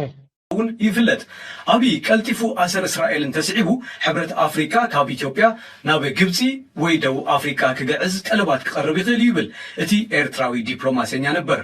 ኢትዮጵያ ኣሜሪካን ሕቡራት ኢማራት ዓረብን ክወስዶን ዝኽእላ መርገፅታት ምፅባይ መሪፃ ክትኸውን ከም ትኽእል እውን ዘረኣስላሴ እምት እቲ ሳልሳይ ምክንያት ዞባዊ ረቑሓ እዩ ነቲ ግብፂ ስዑድ ዓረብን ኤርትራን ክፈጥሮ ዝኽእላ ልፍንቲ ብምስጋእ ዝወሰዶ ናይ ስቕታ ስጉምቲ ክኸውን ከም ዝኽእል ዘረኣስላሴ መልክት ቅድሚ ሕዚ ብሰንኪቲ ምስታ ርእሰ ምምሕዳር ዝፈረመቶ ስምምዕ ምስ ሞቃዲሾ ተፈጢሩ ዝነበረ ምትፍናን ኦኬ ሕጂ እንታይ ከርየኩም ደልየ ኣለኹ መሲልኩም መጀመርያ ኣብይ ኣሕመድ ብዙሓት ሶማላውያን ከም ዝጥምትዎ ዘለዉ ወይ እውን ክኢላታት ናይ ሶማልያ ከም ዝርእይዎ ዘለዉ ኣብይ ኣሕመድ ኣፍልጦ ክህብ ከም ዝኽእል ካልኩሌት ይገብር ከም ዘሎ ጥራይ ዝንገር ምክንያቱ ድሮ ነቲ እስራኤል ዝገበረቶ መልሲ ብዘይመሃቡ ደጊፍዎ ከም ዘሎ ይዝንገር ምክንያቱ እስራኤል ሓደ ልኡላውነትን ግዛታዊ ሓድነትን ናይ ሶማልያ ዝደፍር ስጉምቲ ገይራ እንተላ ቅድሚኡ ንሱ ፈቲንዎ ስለ ዝነበረ እተን እዚ ጌጋ እዩ ዝበላ ሃገራት ድምፀን ኣስሚዐን እየን ኢትዮጵያ መንበር ናይ ሕብረት ኣፍሪካ ድማ ካብቶም ቀዳሞት ክኹነን ዘለዎ ተግባርን ተቃውሞናቱ ደስምዕ ትካልን እዩ ኢጋድ እውን ከምኡ ስለዚ እዞም ክልቲኦም ትካላት ምስ ኢትዮጵያ ብቐረባ ዝሰርዑ ነቲ ውሳነ ናይ እስራኤል ክነፅግዎ ከለዉ ኢትዮጵያ ስቕ ኢሉ ኣሎ ከምኡ ድማ ኬንያ ብፍላይ ዝብልዎ ዘሎ ሩቶ ምስ ኢማራት ይዘራረብ ከም ዘለዎን ክንደይ ገንዘብ ትቡኒ ዝመስል ዝብልዎ ሰባት እውን ኣለዉ ግን ንኢትዮጵያ ዝያዳ ዋጋ ከኽፍላ እዩ ንኬንያ ካብኡ ናብኡ ንኢትዮጵያ ግን እዚ ጉዳይ እዚ ውሳነ እዚ ብዙሕ ዋጋ ከኽፍላ ከም ዝኽእል እዮም ዝነብሩ ናይ ኬንያ ንግዚኡ ገዲፍና ናይ ኢትዮጵያ ክኸውን ከሎ መጀመርያ ኢትዮጵያ ንባዕላ ተመሳሳሊ ሕቶ ክለዓለላ ዝኽእል ሃገር ስለ ዝኾነት ነዚ ነገር እዚ እንድሕሪ ኣትያቶ ፅባሕ ንጎ ንዓ ተገምጢሉ ክመፃ ዝኽእል እዩ ስለዚ ወላ እኳ ንግዚኡ ባሕሪ እንደለና ዶ ገለዶ ወላ ከምዚ ዓበይቲ ፕሮፓጋንዲስትስ ናይ ዓቢ ዝኾኑ ወይ ናይ ብልጽግና ዝኾኑ ኢትዮጵያ እንተተጠንቀቐት ዕሻ ዝብል ድምፂ ከስምዑ ሰይርኢ ኣለኹ ምክንያቱ እዛ ጉዳይ እዚኣ መጀመርያ there was this debate ሓንቲ ዲቤት ክበኩም እየ ምክንያቱ ካባይ ንላዕሊ ዝያዳ ንዓት ገልፃ ኮይና ስለተሰማዓትኒ just give me a second ስለምንታይ ኣብ ተቆርቂሩ ከም ዘሎ እዚኣ ክልተ ኣርጊመንት ክበኩም እየ ድሕሪኡ ናይ እስራኤል ጾታ ድማ ክንርኢና ካልኣይ ኢትዮጵያ ብቐጥታ ውሳነ እስራኤል ኣብ ሶማሊላንድ ዝሓዘቶ ፖዚሽን ተተቃዊማ እንታይ ማለት እዩ ትርጉሙ ምስ ሶማሊላንድ ትባእስላ ማለት እዩ ምስ ሶማሊላንድ ተባኢሳ ማለት ምስ ጅቡቲ ዝኾነ ነገር ተተፈጢሩ ወይ ከዓ ጅቡቲ ብተሪኦ ኣሰላልፋ አንጻር ኢትዮጵያ ተኮይና ኢትዮጵያ ተቀለለ መውፂ ሞተው የብላን ማለት እዩ ታይ አሜሪካ ዘላ ኢትዮጵያ ክሻፍ ህዚ ስኽ እዩ ብዓዊል አፍልጦ እንተይባ እዩ ዓዊል አፍልጦ እንተይባ ብጣዕሚ ከቢድ ጽንቶ ካብ ጎራው ተዓድታት ክመጻ እዩ እቲ ዘኒዋ ወጥሪ ክጋደዲ ማለት እዩ ሓደስ ካልኣይ ባዕሉ ውሽጣዊ ኩነታት ናይ ኢትዮጵያ ናይ ልኡላውነት ሕቶ ዘልዕሉ ህዝብታት ምንቅስቃሳት ኣለዉ ሓደ ናይ ሶማልቲ ናይ ቀብሪ ድሃር ሓይሊ ዘሎ ማለት እዩ ናይ ትግራይ እውን ካሊእ እዩ ካልኦት እውን ኩሉ እዮም ስለዚ ኣብ ሶማሊላንድ ብቕሊ ኣፍልጦ መሃብ ውሽጣውን ግዳማውን ፀገም ኣለዋ ኢትዮጵያ ኣብ ከምዚ ዓይነት መንቀራቅር ክትኣቱ ግድን ስለ ዝኾነ ማለት እዩ ስለዚ በዚህ ደረጃ እዚኣ ኢትዮጵያ ሱኢላ ኣጽቂጣ ዘላ ኢልካ ክትወስድ ትኽእል ብዕሊ ዘየበለትሉ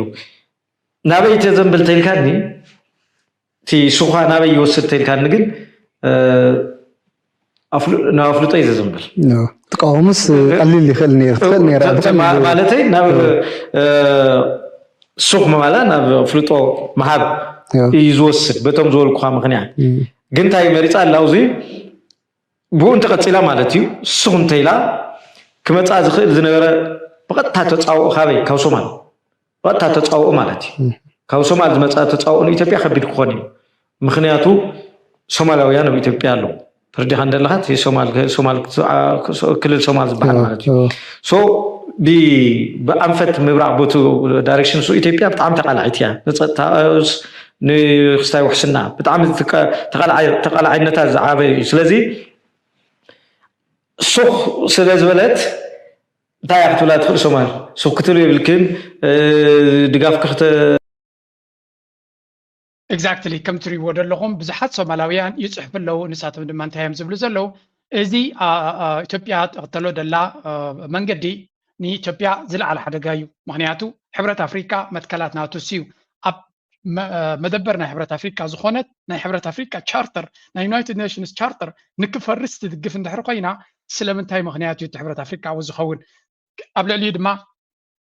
እቶም ክልል ሶማል ኣብ ኢትዮጵያ ዘለዉ ናይ ነዊሕ ሕልምናቶም ካብ ኢትዮጵያ ንምግንፃል እዩ ስለዚ ንሶማልያ ከም ሃገር ምናልባት ሃገር እቲ መቃዲሹ ዘሎ ስርዓት ንምፍራስ ተደይኮይኑ እቲ ዝቕፅል ኩነታት ኣዝዩ ከቢድ ይክኸውን ምክንያቱ ኢትዮጵያ ንሶማሊላንድ ኣፍልጦ መሃብ ማለት እሞኻ ንእስራኤል ክድግፍ ኢልካ ምዃን ማለት ምስ ቱርክ እውን ብቐጥታ ኣንፃር ምስ ግብፂ እውን ብቐጥታ ኣንፃር እዩ ዝገብረካ እንታይ ዝብሉ ዘለዉ ሕጂ ኣብይ ኣሕመድ ዝመርሓ ኢትዮጵያ ዲስታቢላይዘር ዝብል ሽም ተዋሂብዋ ዘሎ ፀረ ርግኣት ዝኾነ ዝብል ዘሎ ሳጓናታ ዝለዓለ ደረጃ ክወሃባ ስለ ዝኾነ ኣብ ዝኾነ ይኹን ማዕከል ናይ ዓለም ተሰማዓነት ናታ ድረወዲቑ ኣሎ መሊሱ ነታሕቲ ክወርድ እዩ ስለዚ ኣብይ ኣሕመድ ኣብ ክልተ መንቀራቅሮ ከም ዘሎ እዩ ዝንገር ዘሎ ካብዚ ናበይ ይኸይድ ድማ ናይ ብዙሓት ተዓዘብቲ ናይቲ ዞባ ብቐረባ ዝከታተልዎ ዘሎ ጉዳይ እዩ ኣብ መወዳእታ ውሳነ ናቱ እንታይ ክኸውን እዩ ውውልሲ ስለዚ ኢትዮጵያ ብዙሓት ሙስሊም እዩ ዘለዋ ክሳብ 60 ሚልዮን ዝኸውን ሙስሊም ኣለዋ እዩ ዝብል ዘሎ ስለዚ ሙስሊም ድማ እስራኤል ኣብ ቀዛ ትገብሮ ዘላ ስለ ድርዩ ዘለዉ ኣብ ሶማልያ መፅያ እንታይ ክትገብር ከም ትኽእል ንመን ክትሃርም ከም ትኽእል ስለ ድርዩ ዘለዉ እቲ ራዲካላይዜሽን ናቶም ንሱ እውን ንባዕሉ ናብ ኩንነት ክቅየር ከም ዝኽእል እዩ ዝነግር ዘሎ ኢትዮጵያ ኣብ ብዙሕ ሽግራት ስለ ዘለዋ ሶማልያ ነዚ ነገር እዚ ንኢትዮጵያ ንምፍራስ ከምቲ ብመንገዲ ሱዳን ግብፂ ትመፅእ ኣላ እሞ ከተፈራርሰናን ዕንወት ከተወርደልናን ትኽእል እያ ዝብልዎ ዘሎ ብመንገዲ ሶማል ድማ እቲ ከምኡ ዓይነት ሓይሊ ክሕይል ከም ዝኽእል እዮም ዝነግሩ ዘለዉ ካልእ ምስ ጎረባብቶም ከቢድ ችግር ከጋጥሞም ከም ዝኽእል እዩ ዝንገር ዘሎ መጀመርያ listen to this international media labels this as an attempt to destabilize the Horn of Africa and really distract from Gaza. Expand on that. Actually, this final recognition from Israel, it has a number of effects, both in the case of the Horn of Africa and then for the broader region and even for global politics. So on the one hand, while recognizing Somaliland as an independent country, Benjamin Netanyahu found an escape for his failure in domestic politics and also in his military operation in Gaza. But now he created his own success story. Right now, in a time when Israel is all alone in the global politics, even its relations with the United States sometimes tend to be shaky. Now he is trying to carve out a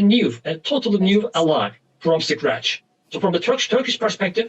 that is not about Israel, that is not about Somaliland. It's more about Somalia as a whole. Because Turkey has invested heavily in the integrity of Somalia and its economic development. Exactly. ከም ትሪእዎ ዘለኹም እንታይ እዚ ገይም እዚ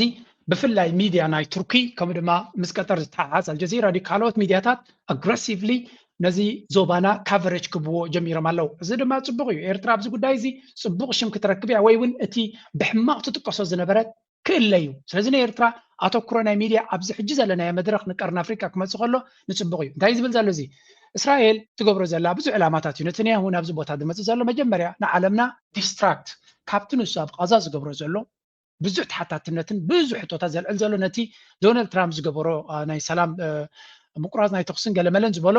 ንዕኡ እንኳን ላይ ይጥሕሶ ስለ ዘሎ መህደሚ ኣክንዳ ውጥራይ ዝጥምቱ ናብ ሱዳን ክጥምቱ ናብ ሶማሊላንድ ዝብል ካልእ ኣጀንዳ ትፈጥረሉን ዓለም ብዛዕባ ክትዛረብ ስለ ዝደሊ እዩ ካብኡ ቀፂሉ ቀጥታ ቱርክ ነዚ ነገር እዚ ንዓዓ ከጥቅዕ ኢሉ ይመፅእ ከም ዘሎ ይተረዲዎም ዘሎ ቅድሚ ነዛ ስጉምቲ እዚኣ ምሳዱ ቤንያሚን ነተንያሁ እንታይ ገይሩ ነይሩ ምስ ግሪክን ሳይፕረስን ኮይኑ ሓደ ኪዳን እስራኤል ሳይፕረስ ቱርኪ ነው ግሪክ ብሓደ ኮይነን ሓደ ወታደራዊ ዲፈንስ ዲል ገይረን ነይረን እዚ ከዓ ንቱርክ ንምቕርቃር እዩ ኣብ ሱርያ ዲስታቢላይዝ ንሱርያ ዝገብር ሓይሊ ፋንድ ይገብር ከም ዘሎ እስራኤል ምስ ኢማራት ኮይኑ ዝንገር ዘሎ ስለዚ ኣብ ሊብያ ተመሳሳሊ ንርኢ ኣለና ሕጂ ድማ ኣብ ሶማልያ ቱርክ ብዙሕ ኢንቨስትመንት ገይራ ሶማልያ ሓያል ሃገር ክትከውን ርግእቲ ሃገር ክትከውን እዮም ዝደልዩ ምክንያቱ ርግእትን ሕብርትን ሃገርቲ ኮይና ትዕዳጋ ሰፊሕ ስለ ዝኸውን ነቲ ገይሮሞ ዘለዎ ኢንቨስትመንት ድማ ውፅኢት ኣለዎ መቃደሾ ጥራይ ክሕዙ ይደልዩ እዮም ስለዚ እዚ ሕጂ ዝግበር ዘሎ ብእስራኤል ቀጥታዊ መጥቃዕቲ ነቲ ቱርክ ክትገብሮ ትደሊ ፅዒራቶ ዘላ ቢልዮንስ ኢንቨስት ገይራትሉ ዘላ ውፅኢት ናቱ ዚሮ ንክኸውን ዝገብር ኩነታት ኢና ንርኢ ዘለና ስለዚ እዚ ገይም እዚ ከቢድን ሓደገኛን ገይም ከም ዝኾነ እስራኤል ድማ ዲስታቢላይዝ ነቲ ዞባቲ ንምርግጋእ ዘይኮነ ንምብልሻው ትመፅእ ከም ዘላን ኣብ ሓደ ቦታ ድማ ነዚ ቦታ እዚ ብምቁፅፃር ብብዙሕ መንገዲ ኣብቲ ናይ ዞባዊ ፖለቲካ ንክትፃወት ዕድል ክባ ከም ዝኽእል ሓንቲ ስእሊ ኣብ ዝያደ ዝርዋ ዘለው እዚኣ ንሪኣ ዘለና ስእሊ ሲ ከምዚ ክትከውን ትኽእል እያ እዮም ዝብሉ ዘለው ናይ እስራኤልን ናይ ኢማራትን ኣካይዳ ንሱዳን ከመይ ገይሩ በሊዕዋ ኣሎ ብኤርትራን ኢትዮጵያ ኦልሬዲ ኣትዮም ኣለው እቲ ምንቅስቃሳት ናቶም ክትሪኦ ከለካ ካበይ ናበይ ይንቀሳቀሱ ከም ዘለው ዘርኢ ምልክት እዮም ዝብሉ ዘለው ስለዚ it's going to be a very very weird situation ከም ትሪእዎ ዘለኹም እቲ ምንቅስቃሳት ንኤርትራ ከመይ ኢሉ ረጋጊፅዋ ይኸይድ ኣሎ ኣብ ኤርትራ ግን በይስ ከም ዘይብሎም ብልዕልያም ብጥቃዓን ይሓልፉ ከም ዘለው እዩ ዘርኢ ዘሎ ስለዚ this is going to be another very difficult situation እንኳን ላይ ንኤርትራ ማለት እዩ ብቐረባ ምክትታል ዘድልዮ ጉዳይ ክኸውን ግን ያ ብርግፅ እስራኤል ኣብዚ ቦታ እዚ ድሮ መፅያ ከም ዘላ ዝገልፅ ሓበሬታ እውን ኣሎ ስምዕዎም ብሕጂ ኮነትን ክትመፅእ መፅያ እያ ዘላ እዮም ዝብሉ ዘለው Of Somaliland. I'm shocked to listen to the outrageous comments from the Israeli representative. The Berbera Dagger, Israel's secret Red Sea base, is officially live.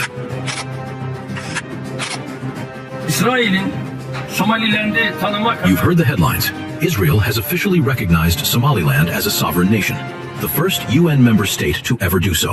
But what they didn't tell you, what the official press releases from Hargeisa and Tel Aviv left out, is the massive, high-tech fortress that's already standing in Berbera. The secret is out, the concrete is dry, and the Berbera military base isn't just a project for the future. So እንታይ እዮም ዝብሉ ዘለው ኣብዚ እስራኤል ንሶማሊላንድ ኣፍልጦ ሂባታ ደኣዩ ዝበሃል ዘሎ እምበር أقدم أجن وتحضروا بيز أبتبر بربراز بالتسريح كم زنبرن هتو وتحضروا بيز دما كسرح كله إمارات يا سريحته نا أمريكا كتكاريو تدل كم زنبرت نا أمريكا وتحضروا زي نا أفريقهم كاب جبت متيو ريوان تزراريبو كم زنبرن يذكر سلزي نتو دايتي إسرائيل إذا تخمزلا إسرائيل دما هذا عبي وتحضروا بيز جيرا خمزلا يوزن الجرزلو سلزي what we are witnessing right now is a very very tricky situation. As a situation is دما نبزح زوباوي كنتات عبس الواك فتر زخل مخانو يزن الجرزلو نتنياهو زخوني يقول من قد ناب زوبانا زمتو زلو فلو ينايكو طبعو شركة ربحان ترأي وزي كونه نسكيرتناتون نتوت هدراوي قلصمناتون مزرقح كتاق مزخ زبالي يزقبر زلو نحوتي كهرم ديو نخالكو كواسر ديو is gonna be a very very dangerous situation تنا إسرائيل. That's why دما علم ملو نزنا إسرائيل كايدا بتريرو تقاوم مزلا سلامتاي بفرلاي حجرات إسلام حجرات عرب تمكرو زقبرو أنت لوا إسرائيل تمصبوتا نتكبابي حدا قاعد عنبر سبق نجار فتيري فلتني حدا جاني عند ما بزي سوي خيد نيرو الجي نابزل على درجة ناي حدا جاينا نرزل لنا بات نحنا كمير ترايان كنت ألوان نخل نجار يلن أبي منزل لو كنتات من البعث السعودية تقبرو زلا إمارات نابزي إسرائيل نابزي بوت هذا مسمتت نحوتي هرم على اللقيلة نتي سعودية تدق حيلي زخوني يقول من قصاصات كجبر كله إسرائيل تاك تجبر كم تخلي ما جمت على سلازي نريو زلنا كنتات از كبت بالك هون كم زغل ملختنا بريزنت سياس ونكون رينا مغنيات مزز تعاز ملختي سديد له بريزنت هاجر إرترا كابزز بقاس مخانين نرزلنا نعم إذا كم زيلو نحلو خلو كلتا ثلاثة أجابات كان رينا زي زقات أمزلو كنتات من سوماليا كم زي يبلالو زي كم زي يبلالو كبهال كله حدا كابتي كل سبك جنزبو زلو جبتي أب يونايتد نيشنز بلو تسمع جبتي كم أجد داسيت فيتشرنا خونة تمتز الله يبزقو دايزي مجمريا إثيوبياويان زبلو وزلو ما سمعوا كانت تحازل كمينا بزي بنا إثيوبيا ميديا هنجمر ጦር መርከቦች ኢትዮጵያ ላይ ያነጣጠረ ከበባ የግብጽ ጦር መርከቦች ኢትዮጵያ ላይ ያነጣጠረ ከበባ ለማድረግ መንቀሳቀሳቸው እስራኤል ለሶማሊላንድ ዕውቅና መስጠቷን ተከትሎ የግብጽ ፕሬዝዳንት አብዱል ፈታህ አልሲሲ ኢትዮጵያን በወታደራዊ ኃይል ለመክበብ የቀይ ባህርን ቀጠና እያስታጠቁ መሆኑን ሚድል ኢስት ፎረም አስነብቧል። የሚድል ኢስት ፎረም ባልደረባ የሆኑት አሚን አዩብ ትላንት ባወጡት የትንታኔ ጽሑፍ ካይሮ ከአረብ ሊግ የዲፕሎማሲ ጩኸት በስተጀርባ ከኤርትራና ከጅቡቲ ጋር ወታደራዊ ስምምነቶችን በድብቅ እየፈረመች መሆኑን አጋልጠዋል። እንደ ተንታኙ ገለጻ ግብጽ በኤርትራ የሚገኘውን አሰብ ወደብና በጅቡቲ የሚገኘውን ዶራሌ ወደብ የጦር መርከቦቿን ለማስፈርና ወታደሮቿን ለማንቀሳቀስ የሚያስችላትን ስምምነት አግኝታለች። በቅርቡ የግብጽ ምክትል ጠቅላይ ሚኒስትር ካሚል አልዋዚር ወደ ጅቡቲ ያደረጉት ጉዞም የግብጽ ጦር ከምትሪ ወደለሁም እዚ ዝብልዎ ዘለው እዮም ከምንሪዮ ግብጺ ኣብቲ ከባብቲ መጽያ ከም ዘላ ኣብ ኤርትራን ኣብ ጅቡትን መጽያ ከም ዘላ ይዝንገር ዘሎ እቲ ውጽኢት ድማ እቲ ምኽንያት ድማ ምናልባት እስራኤል ትገብሮ ዘላ ኣቐዲሞም ስለ ሓበሬታ በፂሕዎን ክትብል ትኽእል ኢኻ እንተደይ ነይርዎም ግን ቅድሚዚ ምግጣሙ ንኢትዮጵያ ኮንቴይን ንክገብሩ ኣብ ኤርትራን ጅቡትን ከኣትዉ ምዃኖም ዝንገር ተጸኒዑ እዚ ናይ እስራኤል ምትትታው ንግብፂ እቲ ዝዓበየ ስጋት እዩ እቲ ዝዓበየ ስለዚ ግብፂ ነቲ ትገብሮ ዘላ ሞር ኣግሬሲቭሊ ንክሰርሖ ምስ ስዑድያ ብቐረባ ክትሸራርኽ እያ ምስ ትርኪ ብቐረባ ብሓደ ክሰርሑ ክፍትን እዮም ድሮ ብሓደ እዮም ዝሰርሑ ዘሎ ኣብ ጉዳይ ናይ ሱዳን ኣብ ጉዳይ ናይ ሊብያ እውን ምስ ትርኪ ናይ ቢልዮንስ ንግዲ ክንገብር ኢና ኢሎም ኣብ ቅድሚ ዓመት ኣቢሉ ናይ ትርኪ መራሒ ናብ ግብፂ መፂኡ ነይሩ ናይ ግብፂ ድማ ድሕሪ ተወሰነ ግዜ ናብ ትርኪ ከይዱ ነይሩ ኣብቲ ጉዳይቲ ድማ ንጉዳይ ሱዳንን ሶማልን ብሓደ ክንሰርሓሉ ኢና ኢሎም ተዛሪቦም ነይሮም ስለዚ እዚ ኩነታት እዚ ነዚአን ሓይልታት ትርኪ ግብፂ ስዑድያ ቀጠር ብፍላይ ዘን ኣርባዕተ ሃገራት ብሓደ ዘማእከለ ኩነታት እዩ ዝፍጠር ዘሎ ኣጋይን ካብዚ ኩሉ ታዝዓበየ ረብሓ ትረክብ ዘላ ሃገር እውን ክትከውን ትኽእል እውን ኤርትራ እያ ስለምንታይ ቀደም ከምዚ ዓይነት ኣተኩሮን ከምዚ ዓይነት ፀጋታትን ትረክብ ዘይነበረት ሃገር ኣብዚ እዋን እዚ ብሰንኪቲ ኣብ ከባቢና ዝፍጠር ዘሎ ኩነታት ኤርትራ ሞር ኣድቫንቴጅስ ክትረክብ እያ ሞር ሌቨሬጅ ክትረክብ እያ ምክንያቱ ምስ ኤርትራ ምስራሕ ኣዝዩ ኣገዳሲ ክኸውን ስለ ዝኾነ ኩሉ እዚ ንሪኦ ዘለና ደጊምና ደጋጊምና ክንሪኦ ከለና ብሓደ መዕለቢ ደምፃልና ግብፂ ናታ ዘለዋ ኣካይዳ ብጣዕሚ ክትቀላጥፍን ዝዓበየ ስራሕ ክሰርሕ ክትክእል ኣለዋ ድሮ ምስ ጅቡቲ ትብሎ ዘላ ትገብሮ ዘላ ምስ ኤርትራ ከምኡ ዓይነት ሽርክነት ፕራክቲካል ዝኾነ ሽርክነት ኣብ ዓሰብ ከምኡ ድማ ኣብ ካልእ ገማግም ባሕሪ ናይ ኤርትራ ክንርኢ ትምኒትና እዩ ስለምንታዩ ናይ ግብጽ ሓይሊ ወይ ናይ ወፃኢ ሓይሊ ስለንደሊ ይኮነ እንታይ ዳ ውግ ወረ ውግ ስለዘይ እንደሊ ኢትዮጵያ ሕልምናቶም ናብ ኤርትራ ምዃኑ ብተደጋጋሚ ነጊሮምና ኣለዉ ከይበልዎ ንፈልጦ ነገር እዩ ስለዚ ምስ ግብጽ ሽርክነት ምግባር ምስ ስዑድያ ኣብ ሕጂ ዘለና መድረኽ ኮይና ክንሪኦ ከለና እቲ ዝበለፀ ኣማራፂ ክኾነና ዝኽእልን እዚ ሕጂ ዘሎ መድረኽ እንተደይ ተጠቂምናሉ ድማ ዋጋ ከፍለና ዝኽእል እዩ ስለዚ 2026 ሓደ ርግፀኛ ዝኾነ ዲል ናይ ሴኩሪቲ ከምኡ ድማ ናይ ቁጠባን ሽርክነትን እውን ምዙ ኣተሓሒዝካ ኤርትራ ክሰርሓሉ ዘለዋ እያ and why are we saying that because listen to this እሺ አፈወርቅ ወደ አንተ ልመለስና እንግዲህ የኤርትራ መንግስት በተደጋጋሚ ጊዜ የወደቦቹን ለተለያዩ ሀገራት በመስጠት ይታወቃል እንደሚመሰረተው ጓደኝነት ነው ለ99 ዓመት ይላል በአንድና በሁለት ዓመታት ያባረረና ሌላ እየተካ ሲቆይ የቆየበትን ሂደት እናስታውሳለን አሁን የሚነክፋቸው ሀገራት በሀገሩ ላይ አንድ ጊዜ የሆነ ጊዜ ላይ ወደብ ተከራይተው ወይም ደግሞ በሊዝ የያዙ ሀገራት ናቸው አሁን እንታይ ዝብል ዘሎ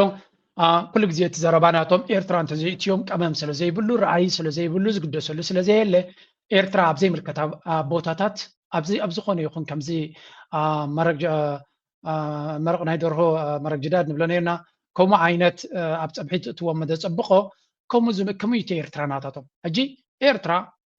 ኣብ ደገ ባሕርናታ ምስ ደልየቶ ትሰርሓሉ እዩ የስ ትሰርሓሉ እንታይ ክንገብረ ዲና ወደብ ኣምላኽ ዝሃበና ፀጋ ክንጥቀመሉ ይብልና ምስ ዘርባሓና ግዜ ኒ ሃገራዊ ረብሓናን ድሕነትናን ሓደጋ ክሳብ ዘየተወ ምስ ካልኦት ክንሰርሕ ፀገም የብልና ኣበይ ንፈልጦ ነዚ መጀመርያ ኮምሳኽሚ ነጀሚርና እዛን ሃደን ናይ 30 ዓመት ንኤርትራ ኩሉ ዓይነት ሰብ ንዘውረደ ሃገር ምሳኻትኩም ኣብ ደገ ባሕርና ንኽጥቀሙ ኣፍቂድናልኩም ኢና ብዝበለፀ ኮንዲሽንስ ምስ ካልእ ምስራሕ ፀገም ኣይኮነን ኣብ ኤርትራ ታይዳ ዘተኣማምን ክኸውን ኣሎ እቲ ምሳና ዝሰርሕ ንእሽተይ ሃገር እያ ውሑድ ህዝቢ እዩ ገለ ኢሉ ካልእ ገይም ክፃወት ዝፍትን እንድሕር ኮይኑ እቲ መንግስቲ ነዚ ነገራት ቀልጢፉ ዝፈልጦ ጥራይ እንታይ ግን ዘተኣማምን ኩነታት ክፍጠር ክኽእል ኣሎ ሓንቲ ካብታ ዝብልዋ ዘሎ ዘዝመፀ ከምኡ ገዲፍና ክኸይድ ፅቡቕ ሽም ኣይኮነና ኣነ ዘተኣማምን ኩነታት ክንፈጥር ክንክእል ኣለና ምክንያቱ ምስ ቀጠር ክንሰርሕ ፈቲና ኢና ኣይተረዳድአን ይበሃል ምስ ስዑድያ እውን ተፈቲኑ ነይሩ እዩ ምስ እስራኤል እውን ተፈቲኑ ነይሩ እዩ ኣብ ሴኩሪቲ ብል ኣለዎም ብቁጠባ ኣትሊስት ተፈቲኑ ነይሩ እዩ እዚ ሕጂ ዝዛረበሉ ዘሎ ድማ ኢማራት እዩ ኢማራት ኣብ ዓሰብ መፅኡ ወታደራዊ ቤዝ ገይሩ ኣብ ኩናት ናይ የመን ተሳቲፉ እዩ እዚ ዝከሓድ ነገር ኣይኮነን እንተኾነ ኢማራት ካልእ ገይ ምስ ክፃወት ስለ ዝፈተነ ምስ ኤርትራ ድማ ብሓደ ኮይኑ ክሰርሕ ስለ ዘይደለየ ንምንታይ ድማ ንኤርትራ ዝያዳ ክብለፅ ኣላ ስለ ዝመረፀ ድኹም ጎኒ ናይ ኤርትራ ወይ እውን ኤርትራ በገዳም ብካልእን ኮይናቶ ዘላ ፀገም ስለ ዝርኢ ዝነበረ ክምዝምዛ ይፈቲኑ እቲ መንግስቲ ኣብ ኤርትራ ዘሎ ድማ ዘለዎ ኩነታት ርዩ ሕጂ ሕማቕ ስለ ዘለኹ ብሓን ይበለፁ ላይ ክብልካ ኣይደለየን ንሱ ንሕና ዋላ ናይ ገንዘብ ፀገምን ናይ ካልእ ሕፅረታት እንተለና ዲግኒት ኣለና ሃገርና ገጅፍ ዋጋ ከፊልና ዘምፀናያ ስለ ዝኾና እቲ ግዝያዊ ፀገም ነቲ ንግዝያዊ ፀገም ክንፈትሕ ክንብል ናይ ሓዋሩ ሽግር ክንፈጥር ኣይንደልና ብምባል ንኢማራት ዘይሕሰብ ዝመስል ዝነበረ ሰጊጓ ስለ ዝኾነ ተመሊሳ ኣብ መንገዲ ኢትዮጵያን ካልእ ጌራ ክትምለስ ፍትና ኣላ ይብሉ እታ ካልአይቱ ሕቶናቶም ናብ ጅቡቲ እያ ትኸይድ ስምዋ ግብፅን የተጣራበት ሁኔታን እየተመለከትን ነው ነገር ግን የማስታወቂያ ሚኒስትሩ የማነ ገብረ መስቀል ወጥተው ከግብፅ ጋር ያደረግነው ስምምነት የለውም ብለዋል ከዛ በተጨማሪ ደግሞ አሁን የኢትዮጵያ የመውጫ በር የሆነውን ጅቡቲ ላይ የመስፈር እቅድ አምጥቷል እያሳዩ ነው ያንን አይነት እንቅስቃሴ እያሳዩ ነው ኦፍ ኮርስ ጅቡቲ ለረጅም ጊዜ የግብፅን ኦፈርና ጥያቄ ሪጀክት ስታደርገው መቆየታ ይታወቃል አንደኛ አሁን ለምን በዚህ ያክል መጠን ግብጾች ገፍተው መጡ በጅቡቲ በሶማሊያ በኤርትራ ያላቸውን ፕሬዘንስ ምን ይመስላል የሚለው እጂ ከምትሪ ወደለኹም ዛ ሕቶ እዚኣ ሓንቲ ከመይ ኤርትራዊ ቁርብ ቃንዛት ገብረልካ ሕቶ እንታይ ግብፅሲ ናብ ኤርትራ ናብ ጅቡቲ ናብ ሶማሊያን መፅያ ሓቲታ እዮም ዝብሉ ዘለው ኣብ ጅቡቲ ሕራይ ተባሂሎም ሽርክነት ጀሚሮም ኣለው ኣብ ሶማሊያ እውን ሽርክነት ጀሚሮም ኣለው ኤርትራ ግን ሕራይ ኣይበለትን ይብሉ ኣለው ኢትዮጵያውያን ከንታይ ይብሉ ኣለዉ ይሕጎሱ ኣለው ሕርር ትብል እኳ ሓደ ግዜ ሕርር ኢኻ ትብል ይሕጎሱ ዋይ ኤርትራ ምስ ካልኣይ ተሓባበርን እያ ከምኡ ዝብል መንፈስ ኣለዎም ኣብ ርእሶም ከም ኤርትራዊ it hurts me so much እዚ ክሰምዕ ከለኹ ንፀላኢና ዝሕጉስ ዓይነት ዘረባ ኤርትራ ስለዘይ ትሻርክ ምስ ካልእ ንዓና ቤላ እዮም ዝብሉ ዘለው ኤርትራ ሽርክነት ክገብር ዓቕሚ የብላን ኤርትራ ንሽርክነት ዝኸውን ድልውነት የብላን ዝብል ኣተሓሳስባ ኣብቲ ናይ ኢትዮጵያውያን ኢሊት ኣብ ሓንጎሎም ዝሰፈረ እዩ ክንደይ ግዜ ተዛሪቦምና ኮ ኤርትራ እኮ ባዕሎም እዮም ዝመቱልና ዘለው ዝኾነ ይኹን ሓያል ሴኩሪቲ ሓያል ቁጠባ ከመንጭው ዝኽእል ሽርክነት ክገብሩ ስለ ዘይከኣሉ ተቐባልነት የብሎምን ስለዚ ምስ ግዜ እቲ መርሕነት ዘሎ ሕጊ ተፈጥሮ ኮይኑ ክኸይድ እዩ ዝኾነ ይኹን መሻርክቲ ስለ ዘይብሎም ኣብቲ ክፍጠር ዝኽእል ሃግዋፍ ቤላ ጌርና ክንፃወት ንኽእል ኢና ክንደይ ግዜ ኣብ ቲቪ መፅኦምኩም እዮም ዝብሉ ኤርትራ ነዚና ሰምዐት ስለምንታይ ውሳነ ክትገብር ዘይትኽእል ከም ሓደ ዜጋ ናይ ኤርትራ ዝስማዓና ቃንዛ ከማይ እንድሕር ኮይንኩም ቃንዛ ይስማዓኩም ግን ኣብ 2026 ክቕየር ድማ ተስፋ ንገብር እዚ ብፍላይ ምስ ግብፂ ዝበሃል ዘሎ ምስ ዑድያ ዝበሃል ዘሎ እዚ እንተዘይሰሊጡ ማለት እዩ እንተደይ ተገይሩ ዲል መይቢ ኣነ ባዕለይ ኣብ ስጋት ክስማዓኒ እዩ ኤርትራ ሓዲ ከምቲ ስለ ዝኾነት ኣይኮነትን እንታይዳ ኣብ ከባቢና ካብ ኤርትራ ንላዕሊ ዝዓቢ ገጀፍቲ ሓይልታት ይመፅእ ኣለዉ ምስ መሻርክትና ምስ ዘዋፅኡና ሽርክነት ክገብር ተዘይክኢልና ፀላእትና ዝበለፀ ዕድል ክረኽቡ እዮም ብዋጋ ናትና ዲልስ ንኽፍፅሙ ፎር ኤግዛምፕል ኢትዮጵያ ኣብ ተገባሕር ክበኩም እያ ኢላ ምስ ካልኦት ክትሻረክ ክጅምር እያ ነቶም ሱፐር ፓወርስ ንዓይንቲ ሓጊዝኩምኒ ዘለኹም ክበኩም እየ ክትብሎም ትኽእል እያ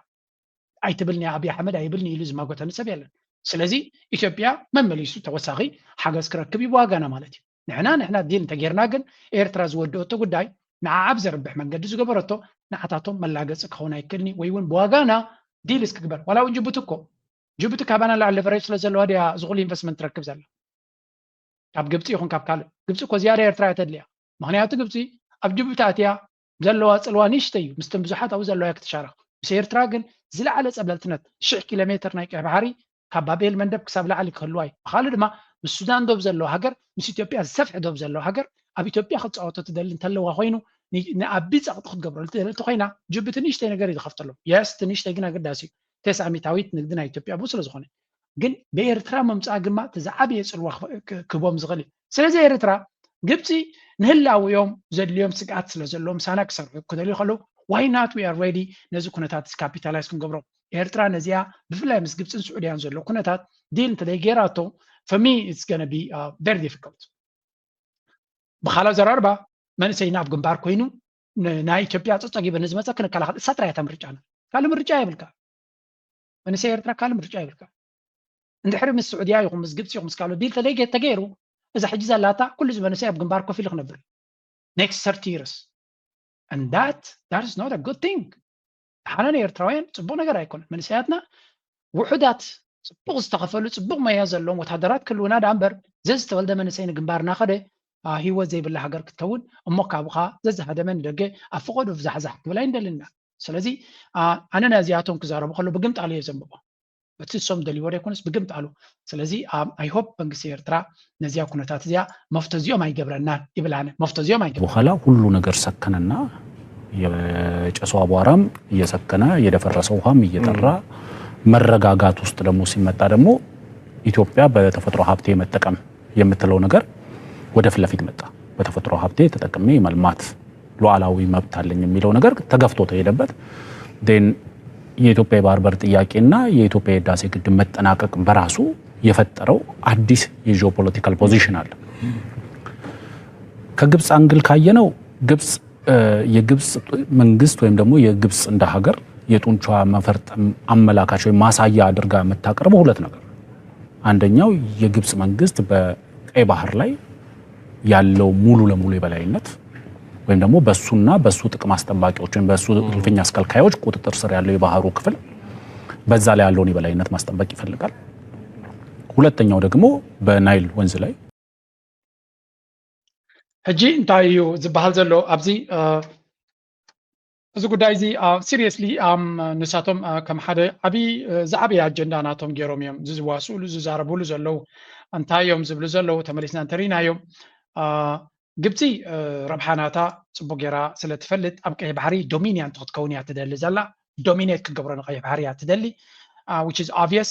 ንግብፂ ዘዋፅኣ ነገር እንተሎ ዶሚኒያንት ፓወር ኮይና ኣብቲ ከባቢ ክትመፅእ እያ ትደሊ ብኒል ዝፈተነቶ ኩሉ ስለዘይሰለጣ ናይ ግድን እያ ኣብ ቀይሕ ባሕሪ ዋላ እውን ኢትዮጵያ ገዲፍካ ቀይሕ ባሕሪ ግብፂ ፅልዋ ክልዋ ትደልያ ዋይ ቢልዮንስ እትወላ ስዊስ ካናል ዝበሃል ዝሰርሕ እኮ ሑቲ ከመይ ገይሮም ኣቋሪፆም እዮም ኣለዉ ስለዚ ኣብ ደቡባዊ ክፋል ናይ ቀይሕ ባሕሪ ፅልዋ እንተደይ ሃልይዎም ንበይኑ እቲ ዘለዎም ናይ ስዊስ ካናል ትርጉም ክህልዎ ከም ዘይክእል ተረዲዎም ኣለዉ ስለዚ እዚ እንድሕሪ ኮይኑ እቲ ኩነታት ንሳቶም ብዝተኻእለ መንገዲ ኣብቲ ከባቢቲ ጽልዋ ክልዎም ይደልዩን ይጽዕሩን እዮም it's a very obvious thing ስለዚህ ኤርትራ ድማ ኣብ ሓደ ፕራይም ዝኾነ ዞባ ስለዘላ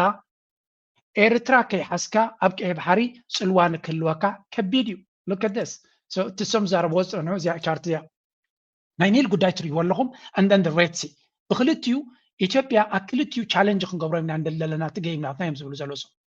ኢትዮጵያ ንግብፂ ብክልቲኡ ቻሌንጅ ንጉዳይ ናይ ኒል ኣይንሰምዐን ኢና ማይ ናይ ዓድና ብዓድናይ ድሌትና ክንገብሮ ኢና እዚኣ ንበይና ግን ክልተ ኣይኮነት ምክንያቱ ብባሕሪ ድማ ክዓፁና ይኽእሉ እዮም ዝብል ስጋት ኣሎ ብባሕሪ እንተደይዓፅዮምና ድማ ብሱዳን ክመፁና እዮም ብሶማልያ ክመፁና እዮም ብኤርትራ እንኮላይ ክመፁና እዮም ዝብል ዓፍር ኣሎ that's why ድማ ናብ ዓሰብ ዝብሉ ዘሎ እምበር ዓሰብ ወደብ ረኺባ አብይ አሕመድ ወደብ ክሰርሕ መሲልኩም ኣይሰርሕን እዩ ቢልዮንስ ዝሓተሱ ብጅቡቲ ክጥቀም ብበርበራ ክጥቀም ሶማሊላንድ እኮ ዝኹ ኢማራት እኮ ኣብ ሶማሊላንድ ኢንቨስት ገይራ ዘላ ኣብ ክጥቀመሉ ኢላ ንኻልእ ኣይኮነን ስለዚ ኩሉ ዝንሪኦ ዘለና እቲ ገይም ኤርትራ ናይ ጂኦፖለቲካዊ ፕራይስ እያ ኣብዚ እዋን እዚ ኤርትራ እታ ዝበለፀት ተባሃጊንትን ተደላይትን ሃገር ስለ ዝኾነት ነዚ ዕድል እዚ ከመይ ጌርና ንሳቶም ዝብሎ ማለት እዩ ንሕና ከመይ ጌርና ንረብሓና ንገብሮ እዮም ዝብሉ ዘለዉ ብግምጣሉ ኤርትራ ድማ ተደላይት ዝኾነትሉ ግዜ ስለ ዘላ ነዚ ኩነታት ዝክጥቀመሉ ናይ ጅቡቲ ድማ ንዓታቶም እቲ ቀንዲ ሕርብት ዝብሎም ዘሎ እዩ ጅቡቲ ከመይ ጌራ ዝኹልናትና ረብሓ እናረኸበት ከላ ኣንጻርና ትኸይድ ኣላ ንዓና ከመይ ጌራ ኣብ ጉድጓድ ትእትወና ኣላ ዋይ ንሕና ኣብ ሓደጋ ንክንወድቕ ትቀላጠፍ ኣላ ስለምንታይ ንዓና ኣብ ደንጀር ትእትወና ይብሉ ጅቡቲ ግን እቲ ናይ ሶማሊላንድ ዝግበር ዘሎ ኩነታት እዚ ትሪእዎ ፀናሕኩም ኣንተ በከሪኩም ፀናሕኩም እዚ ኣብ ሶማሊላንድ ዝግበር ዘሎ ንዓታቶም ንሃገራዊ ድሕነቶም እንኮላይ ንቁጠባናቶም ኣገዳሲ እዩ እዚ ስምዕዎ ኣብዚ ናይ ጅቡቲ መራሒ ኣብ ሴኩሪቲ ካውንስል ዝበሎ This urgent meeting on a matter of profound consequence for international peace and security and for the stability of our region, the whole of Africa. I want to thank ASJ Khalid Ghayari for his briefing. Djibouti fully aligns with the statement by the A3. It also endorses the many important statements by the AU, IGAD, the Arab League, and the OIC, as well as the 21 countries in the region and beyond, have condemned the actions by Israel, which took the unilateral decision to recognize the breakaway region, the so-called Republic of Somaliland. This decision is in direct violation of established international norms and legal principles. These norms are embedded in the founding text of the African Union and its Constitutive Act, which has a stated objective of defending the sovereignty, territorial integrity, and independence of its member states. Respect for another state's sovereignty and territorial integrity is an essential principle of the UN Charter. ከም ትሪእዎ ዘለኹም ጅቡቲ እንታይ ዝብሎም ዘሎ መጀመርያ ናይ ጅቡቲ መርገፂ ብትኽክል ነቲ ሕብረት ኣፍሪካ ዝበሎ ኢጋድ ዝበሎ ኣረብ ሊግ ዝበሎ ዩናይትድ ኔሽን ዩሮፒያን ዩኒዮን ዝበሎ ካልኦት ኩለን ሃገራት ዝበልኦ ናይ ልኡላውነትን ሓድነትን ግዛታዊ ሓድነትን ግዛታዊ ዶብን ናይ ሶማልያ ክኽበር ኣለዎ ንዝብል ንዕና ንድገፍ ዘለና ስለዚ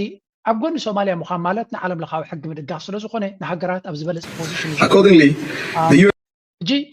ኣብ ጎኒ ሶማልያ ክንከውን ከለና ንሶማልያ ስለ ዝፈተና ኣይኮናን እዩ ዝብል ጅቡቲ ከምያ ትብል ዘላ ንምንታይ ንገብር ኣለና ንሕና ምክንያቱ ኣብ ጎኒ ሕጊ ናይ ዓለም ክንከውን ስለ እንደሊ ዘለና ሕጊ ናይ ዓለም ድማ ንኩልና ዘናብር ስለ ዝኾነ እስራኤል ግን ብትዕቢት ካብቲ ከባቢቲ ካብ ርሑቕ ቦታ መፅያ ነዚ ቦታ እዚ መዋግን መባኣስን ክትገብሮ ስለ ትደሊ ዘላ ትገብሮ ዘላ እዩ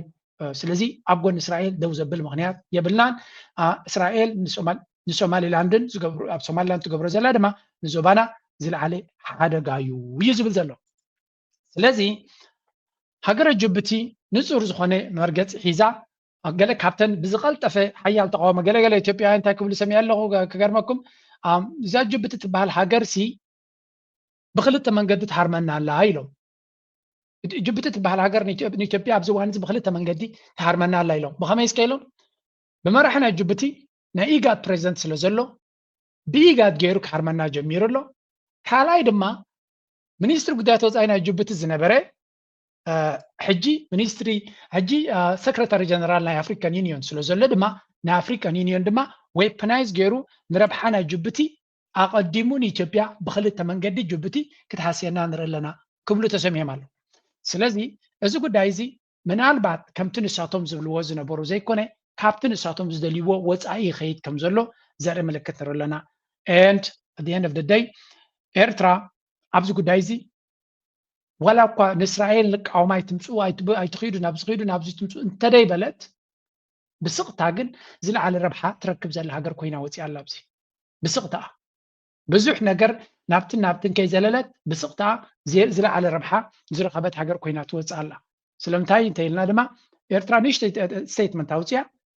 زي جبر زلو نزوبانا رقعتن سلامن كخليو كاينا دما تحلفاي مثلا بمبال تاكتيكال زخونه كمزي استراتيجيك زخونه ملسيبا جن كابتت اماتنتن حدغان وصي الله ابغون سوماليا كم زلا دما بزحات سومالياوያን يزبلو زلو جبتكم ስለዚህ بسنك زحج تفطير زلو ኤርትራ ሞር ፓርትነርስ መሻርክት ራሳችን በራሳችን ማስተዳደር ካልሆነና በኤርትራ ጥሩ መንግስት ከመጣ ደግሞ እስከ መገንጠል የራስን እድል በራስ የመወሰን እስከ መገንጠል የሚለውን በኤርትራ ህገ መንግስት ላይ ተቀምጦ ይሄ አንድ ነገር ሊሆን ይችላል። ካልሆነ ግን መገንጠል ወሳኝ ነው። ለኛ ያልሆነች እኛን የማትቀበል ኤርትራ ምንድነው ለኛ ትርጉም የለው። ለኛ ጥሩ ነገር ለኛ ህዝቡ ሰርቶ መብላት ካልቻለ አግብቶ መውለድ ካልቻለ ተምሮ ደረጃ መድረስ ካልቻለ ምንድነው ትርጉም የለው። كم تري ودا لهم ازيتي بحاوي مصوات بحال ناي بلصغنا اينا نرزلنا بحاوي ناي مصوات اذا خان تاي زغبر زلو نتي عفار زبحال كابيرترا نخغنصل كما جندا نزي اتومي فاند زغبر زلو كابيرترا تگنصيلوم حجر كونز دلي زلو كم تري ودا لهم ازي اتوم بابي ميديا كامبينز زغبرلهم زلو يبتم بروباغانديست ناي بلصغنا حدا تركاوي انتاي لصيف مسلكم ابي احمد ني سوماليلاند ريكوغنايز كجبرا عند حرخيلو انت مريصو مالتيو حسن شيخ محمود زغبرا كاي مثلا نجن عقم زلو مثلا نجن كوم دما اتو مشارخ تاب زبا زلو سودان حويس كابز مالتيو نهوحات ويون اوروميا ويون امحرا ويون اوغادين كم هاجر نقبلو زلو تخلو زعابيه مخانو يزنجر زلو سلازي انتايو زقا حق البونت كزرع ابت زوبا كم زخلي زنقر زلو انتاينا نرزلنا اتي جيم ببلصقنا دصوت زلو ناي بحقي بحاو مصوات ابي احمد بحاو مصوات كم نبوري غيرو ازتري وزلهم ኤርትራ ወዲው ወላ ኢትዮጵያዊ አፋር ክትፈልጦ ይትኸልና ታርጋ ስለ ዘይብሉ ብዛዕባ ሓንቲ ሃገር ንክትፈርስ እንተኾነ ከም ናይ ብልጽግና ዝመስል ከም ናይ ኢትዮጵያ ዝመስል ኮንስቲቱሽን ቅዋም ተገይሩ ኣብቲ ቅዋም እቲ ድማ እንታይ ዝብል እንተደይ መቺ እናሲ ክንፍለይና ዝብል ኣጀንዳ ዘለዎ እዚ ድማ ክንፍለይና ኢሉ ናብ ኢትዮጵያ ክሕወስ ይደልዩ ምክንያቱ 4 ኪሎ ኣብ ሸራተን ሆቴል እዮም ዘቐምጥዎ ዘለው ላስት ፕሬስ ኮንፈረንስ ናቱ ካብ ሸራተን ሆቴል ገይርዎ ነይሩ ስለዚ ነታ ገማግም ባሕር ናይ ኤርትራ ወሲዱ ንኢትዮጵያ ንምርካብ ክሕፍር ከይበለ ዝዛረብ ዘሎ እዩ ብረታዊ ቃልሲ ኣቑሞሞ ዘለው ድማ እዚኣ እታ ኣጀንዳ ናቶም ነዚ ዝገብር ንዘሎ ኣብይ ኣሕመድ ኩሉ ዓይነት ፋንዲ ዝገብር ዘሎ ብግምጣሉ ኤርትራ ንፋኖ ይሕግዛሎ ይብሉ ዝኾነ ጭብጢ ዘየለ ኤርትራ ንህወሓት ይሕግዛሎ ድማ ይብሉ ስለዚ ኤርትራ ኢቨን እቲ ገይም ናታ ክትሕግዝ ድያ ብትእትታው ክትገብር ድያ እንድሕር ኮይኑ እውን ኤፍሪ ራይት ኣለዋ ኩሉ ዓይነት መሰሊ ዘለዋ ስለምንታይ ሃገር ከፍርስ ዝደሊ ዘሎ ናፅነት ክእውጅ ዝደሊ ዘሎ ካብ ሃገር ክግንፀል ዝደሊ ዘሎ ኣካል እዩ ፋንድ ዝገብር ዘሎ ብልፅግና ካብቲ ናይ ሕብረት ኣፍሪካ ኦፊስ ሕደት ኪሎ ሜትራት ርሒቑ ኣብ ሆቴል ኣቐሚጥዎ ካብ ኤርትራ ክንግንፀል ዘለና ብምባል ሕብረት ኣፍሪካ ድማ ከይሓፈረ ናይዚ ጥቕስታት ወሲዱ ንኤርትራ ክኸስስ ተራእዩ ብግልፂ ኣብ ትግራይ ይኹን ኣብ ኣምሓራ ኣብ ሶማልያ ኣብ ኦሮምያ ብረት ኣልዒሎም ዝዋግኡን ዓሻሓት መንእሰያት ኣብ ጎኖም ተሰሊፎም ንዘለዉ ግን ንመሰሎምን ንኻልኦምን ከም ሃገር ክኾኑ ኣፍልጦ ዘይኮነስ ድራማ ናይ ሰላም ንኽስራሕ ዝተሓባበር ዘሎ ሕብረት ኣፍሪካ እዩ ስለዚ ንሕና ዘለና ብድሆ ንዓና ኣጋጢምና ዘሎ ብድሆ ወይ እውን እዚ ኣብ 4 ኪሎ ዘሎ ስርዓት ፈኒዎ ዘሎ ዕንደራ ንኤርትራ ቀሊል ከም ዘይኮነ ንምግንዛብ ዝኣክል እዩ ጌታቸው ረዳ እውን ነዚ ዘረባ እዚ ከብል ኢሉ ዝተጠቀመላ ጌም ረዩ ብዚ ጓደኞች እንነግራቸዋል አንድነት ኃይል ማለት መሰባሰብ ኃይል ይባላል ዛህበራ ማለት የተባበሩ ጣቶች ቀርከሃ ይሰብራሉ ምናምን ይባላል በትክክል ይደርብ ያበር አንበሳ ሳይሆን እንደውም አንድ አደባባይ ይቻላል እዚህ መካኒሳ አካባቢ እንደዛ በአራት ቋንቋዎች ነው የተጻፈው አንድን መሰባሰብ ጉልበት የሚሆነው መሰረታዊ በሆነ ጉዳዮች ላይ ፈንዳሜንታል የሚባሉት ጉዳዮች ላይ ስትግባባ ነው። ለምሳሌ ከሰል አይተህ ከሆነ በጣም ሲጠጋጋ ቶሎ ነው ወደ አመድነት የሚቀየረው። ቢኮዝ ሁሉም ራሱ ንሳት ይዞ ነው። አንድ ስለሆነ ከሰል ጥንካሬ አይፈጥርም፣ ወደ አመድነት ነው የሚቀየረው። ይሄም እንደዛ ማለት ነው። ሻዕቢያ፣ ቲፒኤልኤፍ፣ ፋኖ በምን ስሌት ነው አንድ የምትሆነው? ኤግዛክትሊ የሚያግባባህ ነገር በቃ ቢንቀጣ ነው ችግር የለውም። ከዛ በኋላ ይታያል ነው ይሁን። እኔ አሁን በሚያባንነኝ ነገር ማለት ነው እንደማይሳካ ቃል ነው፣ ግን እሱ አይደለም የሚያባንነኝ። በዚህ ኢሉዥን ምክንያት ትንሽም ቢሆን ጥይት ከተኮሰ በዚህ ሬክለስነት ምክንያት ተጨማሪ ዋጋ የሚከፍል ወጣት ያለኝ መሆኑ እንታይ እዩ ዝብል ዘሎ እዚ ኣብ ሎንዶን ከይዱ ብኣልጀዚራ ዝተዋረደ ንኣቢ ድማ ንኣብን ብልፅግና ቀንዲ ንኣቢ ዘዋረደ ብኡ ድማ ብልፅግና ክሳብ ሕጂ ቅረታ ዘይበልሉ ንኣቢ ንምሕጓስ ድማ ከምዛ ትሪእዎ ዘለኹም ኩሉ ዓይነት ዘረባ ንኽፍኑ ስቕፍ ዘይብል መራሒ እዩ እንታይ ዝብል ዘሎ ሻዕብያ ምስ ፋኖ ምስ ህወሓት ተደሚሮም ልክዕ ከምዚ ፈሓም ተኣኪብካዮ መሊሱ ናብ ሓማኹሽን ክኸይድ ዳ ዝቀላጠፍ እምበር ካልእ ትርጉም ዘይብሉ ሓደ ሕብረት ሓይሊ ምዃኑ ይፈልጥ እዩ ኣብ ሕብረት ሓቢሩ ተኣምር ዝገበረ ነገር ስለ ዘይረኣየ ከም በዓል ንስኻ እንድሕሪ ኮይኖም እቶም ብሓደ ዝሓብሩ ዘለዉ ኣትማን ስለ ዝኾኑ ንሓትሕቶም እዮም ዝባልዑ መጀመርያ እምበር ሓቀኛ ሕብረት ንፀላኢኻ ሓደጋ እዩ እንታይ ዳ ንጎ ምሸትን ፅምዶ ትብሉ ትውዕሉ ኣለኹም ዋላ እውን ዝኾነ ናይ ወታደራዊ ፅምዶ ከይረኣኹም ከሎ ሕጂ እንታይ ዝብል ዘሎ ንሻዕብያ ምስ ፋኖ ምስ ካልኦት እንታይ ዕላማ ኣለዎ? ኩላቶም ተሰይም ዕላማ ኣለዎ። ተሰይም ዕላማ ድማ እንታይ እዩ? ኣብይ ኣሕመድ ንኤርትራ ክወሪ የብል ኣሎ። ኣብይ ኣሕመድ ንህወሓት ክድምሰኩም የብሎም ኣሎ። ኣብይ ኣሕመድ ድማ ንፋኖ ክድምሰኩም እየ ዘይኮነስ ብተግባር ይዋጎም ኣሎ። ንህወሓት እውን ብተግባር ይዋጎም ኣሎ። ንኤርትራ ግን ብቓል ጥራይ እዩ። ስለዚ እዞም ሰባት እዚኣቶም ካብ ቴዎሪ ተበጊሶም ኣይኮኑን ሓድነት ክገብሩ ዝደልዩ ዘለዉ ምስ ኤርትራ እውን እንተኾነ ርኡይ ዝኾነ ኣዋጅ ናይ ኩናት ተገይሩ ስለ ዘሎ እዩ። ስለዚ ኣክንዲ ከምኡ ኢሉ ነትዮም ስለምንታይ ሓቢሮም ዝብል ትርእሱ ናቱ ሰረሕተ ኮይኑ ስለምንታይ እቲ ኣባራት ኪሎ ዘሎ ንኩሉ ሰብ ኣንፃሩ ንኩሎም ሓይልታት ኣንፃሩ ዝገብሮም ዘለዎም በለ ነይሩ ግን ከምኡ እንተኢሉ እታ ደሞዝ ኣይትመፅን እያ ንቐፅል ካብኡ ቀፂሉ ንሻዕብያ ናይ ፈልጢ እየ ኢሉ እንዲ ዝዛረብ ዘሎ ስምዑ ኣብዚ የሚያስጨንቀኝ አይደለም እንጂ በድሮ መንገድ ይሄ ብሎ ምናምን ለነሱ ፕሮቴክሽን ሲባል ሰው ይሞታል። እሱን አልጠበቅም። ነቅቷል። ግን ከተተኮሰ ለ10 ቀንም ለ3 ቀንም የሚሆን ጥፋት ነው። እሱ ነው የሚያባልነኝ እንጂ ሻዕቢያ ቀደም እንዳልኩ ሻዕቢያ በራሱ ሰራዊት ምንም አይነት ነገር መፈጸም አይችልም። ኑሜሪካል አድቫንቴጅ የለውም፣ ቴክኖሎጂካል አድቫንቴጅ የለውም። ፕላስ በኔቸሩ የኤርትራ ሰራዊት ፕሬቶሪያን ጋርድ ነው፣ የፕሬዝደንቱ ጠባቂ ነው። ሶ ፕሬዝደንት ጠባቂዎቹን ወደ ኢትዮጵያ ልኮ በትኖ ብቻውን አስመራ ጎዳናዎች ላይ በሰላም እኖራለሁ የሚል እምነት የለውም። ሰው ምንድን ነው የሚፈልገው? ቃል በቃል ነው። ይሄ ዲፕሎማቶች የሚነግሩ እንታይ እዩ ዝብል ብካልእ ንዕቀት ኣብ ልዕሊ ሰራዊት ናይ ኤርትራ ዘሎ ንዕቀት ከም ዘይኮነ ንፈልጥ እንዲና ቤላ ገይሩ ዘላሃዮ እሱ ከም ዝኾነ መላ ንሱ እንተዘይበለ ኢሉ ኸውን እሱ እውን መልሓሱ ብዙሕ ስለ ዝዛረብ ኣብ ብዙሓት ናይ ተጋሩ ሚድያታት ክትሰምዕ ከለካ ግን 4 ኪሎ መንደኸል ኪሎና ነይሩ ሻዕብያ እንተዘይመፅእ ንሻዕብያ ካልኩሌሽን ወረቅ ኣብ ካልእ ግምጥል ኢሉ ካብ ካልእ ዝዛረብ ኣብ ካልእ እውን ግምጥል ኢሉ ካልእ ዝዛረብ ለካቲ ናይ ኤርትራ ፕሬዚደንት ዝተኸሊፍና ዝበለስ ንበዓል እዚ ስለ ዘምለጥዎ እዩ እዚ ጻድቃንን ገለን ዝመስሉ ስለ ዘምለጥዎ እዩ ዝኸውን እምበር ንህዝቢ ትግራይ እሞ ፅልእ ከም ዘይነበሮ ሕጂ ንሪኦ ኣለና እኮ ፅልእ ከም ዘየለት መንግስቲ ናይ ኤርትራ ምስ ህዝቢ ትግራይ ንክሰርሕ ሽግር ከም ዘይብሉ ካብ ቀደም ንርኢ ኣለና እኮ እቲ ፀገማት ዝነበሩ ከምዚኦም ዓይነት ከም ዘለዎ ኣብቲ ታሽሙ ስለ ዝፈልጥ ዝነበረ እዩ ብሓፈሻ መንግስቲ ኤርትራ ሰራዊት የብሉን ሰራዊት ስለ ዘይብሉ ድማ ኣብ ውሽጢ ኢትዮጵያ መፅኡ ክዋጋ ኣይደልን እዩ ምክንያቱ እቲ ሰራዊት ዘሎ ንፕሬዚደንት ዝከላኸል ሓላዊ ናይ ፕሬዚደንት እዩ ምክንያቱ ውሕዳት ሰራዊት ንዑ እዮም ክሕልዉ ዝኽእሉ ናብ ኢትዮጵያ እንተሰይድካዮም ግን ወላ ሓንቲ ፍረ ከምፁ ይክእሉን እዮም እምበር ዘይርድኦ ሰብ እዚ 15,000 ከለዉ ኮይም ንኣዲስ ኣበባ ምስ ኣሽሓት ሰራዊቱ ንደርጊ ምስ ናይ ሕብረት ሶቪየትን ናይ ካልእ ሓገዛትን ደፍረስዎ ኣብ ቁፅሪ ከምዘይኮነ ጥቁም ነገር ኣበይ ክበፅሖ ኢልካ መንእሰይ ባህሊ ይቆም ንበዓል እዚ ከም መራሕቲ እዮም ዝሃለቑ መንእሰያት ግን ትሓዝነሎም ሪሊ ትሓዝነሎም ቢካዝ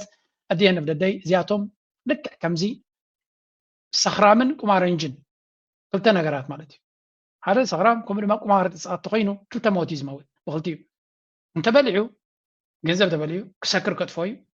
እንተዘይሰኺሩ ክቋመር ከጥፎ እዩ so pretty much ብኩሉ መንገዲ ምውዳቑ ይተርፎን እዩ ከምኡ ባህርያት ኢና ንርኢ ዘለና ኣብዚ ድማ ስለዚ anyway ንሰብ ዝብልዎ ምስምዑ ኣገዳሲ እዩ ምክንያቱ እዚ I'm pretty sure ናይዚ ኢንተርቪው ካብ ናይ ኣብይ ኣሕመድ ንላዕሊ ዝርአ ካብ ኣብይ ኣሕመድ ንላዕሊ ቃላት ዝፈልጥ ዘረባ ዝፈልጥ ፕሮፓጋንዳ ዝፈልጥ ጌታቸው ረዳ እዩ I mean one to one አብይ አህመድን እዚህ ተወዳዲር ካየም I don't know man እዚ ኢንተሊጀንስ አለው አብይ አህመድ አጽብቆ ይሐሽ እንኳን ላይ ክሕስ ከለው ወንዘምኒ ናይ ዘረባ እዚ ኢንተርቪው ሰቢር እዩ ናይ አብይ አህመድ ኮዝር ይውን የለን ብሽድሽተ ሸውዓተ ቻነላት ይፍኖ 1200 ዝኾንካ ሞኻ ፕሪሚየር ኮኒ ተባይላ አድቨርታይዝ ክግበረሉ ይኽእል ታይን ማለት እዩ ድዘረባ ከለት ካብና ውለው ግን አብይ ጌታቸው ረዳ ድማ ኣብዙ ዓላ زي حدر سمخانو دما نر لنا قرم مزساتهم دلو تبلو اتكونتات نعاتات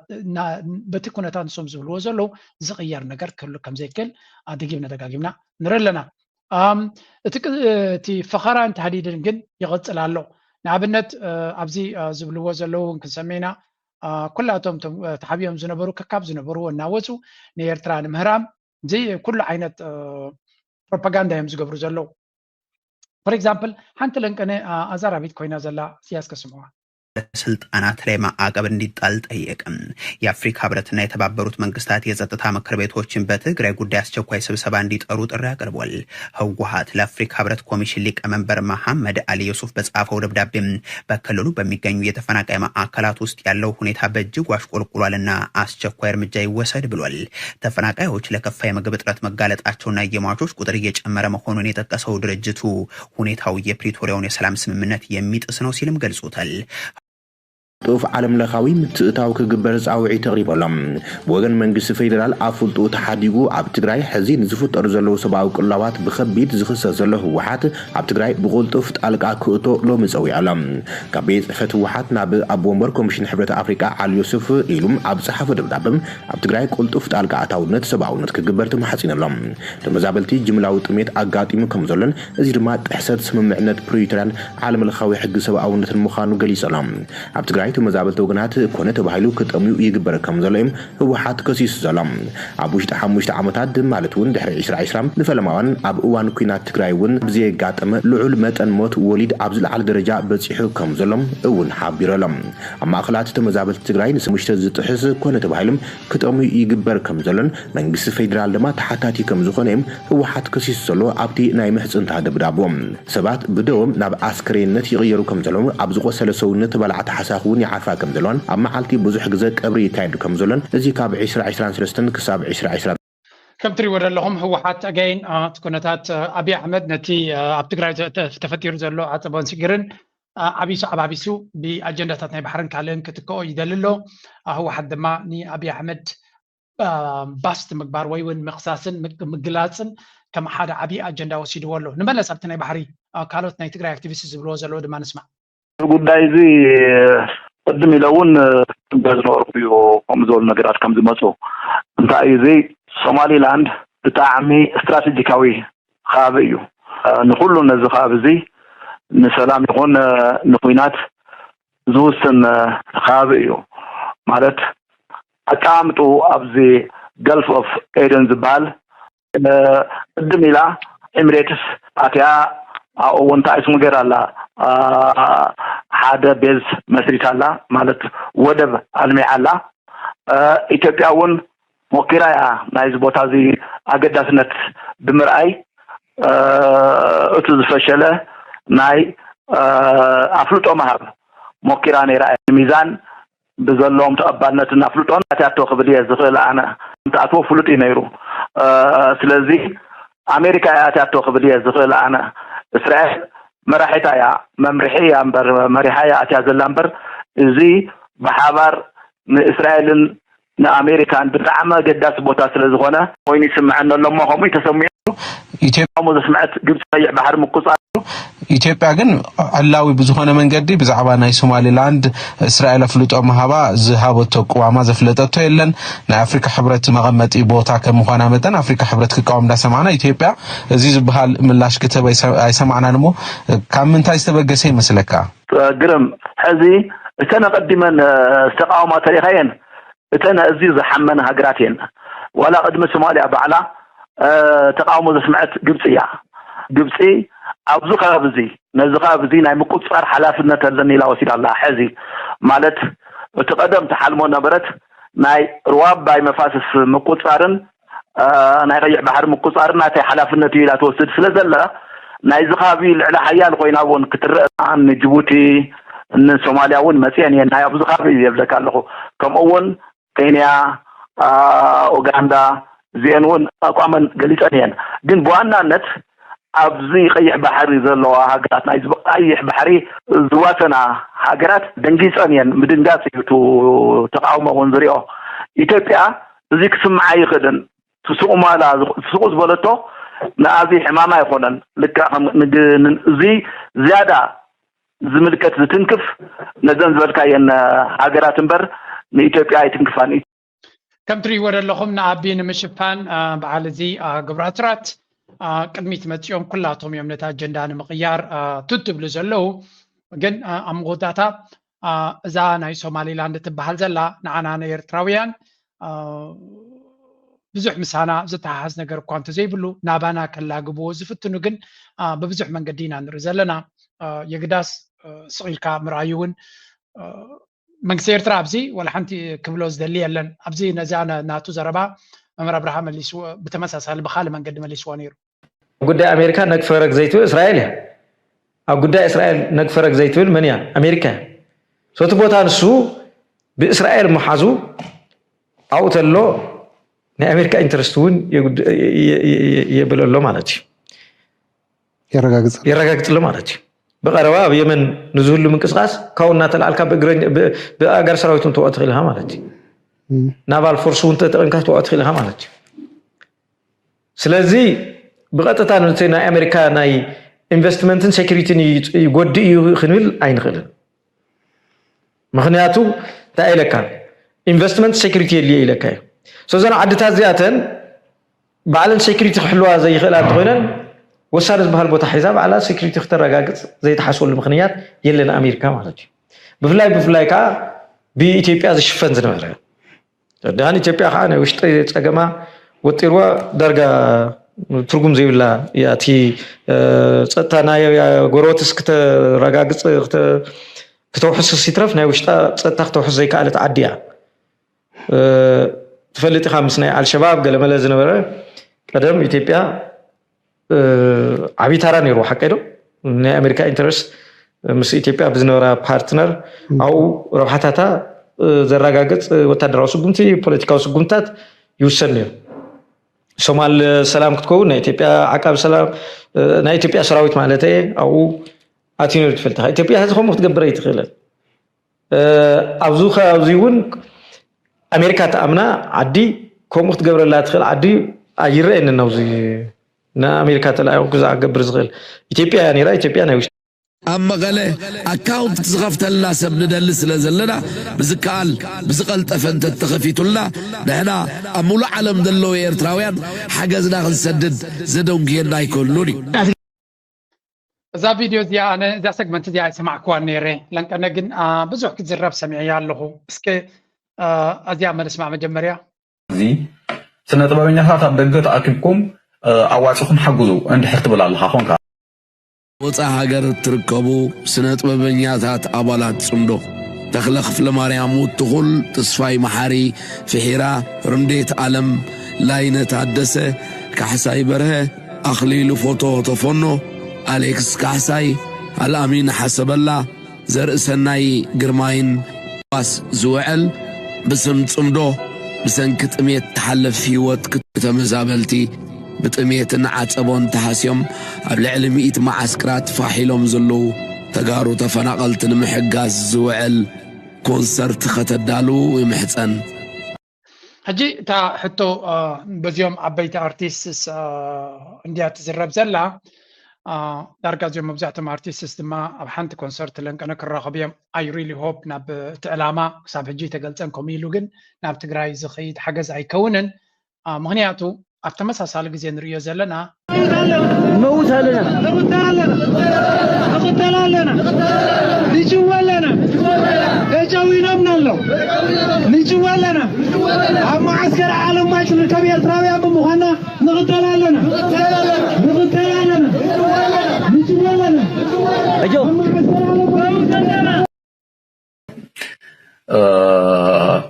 مستي قالوا تراوي أمنا كبيش جرزلوه ملك عيهبني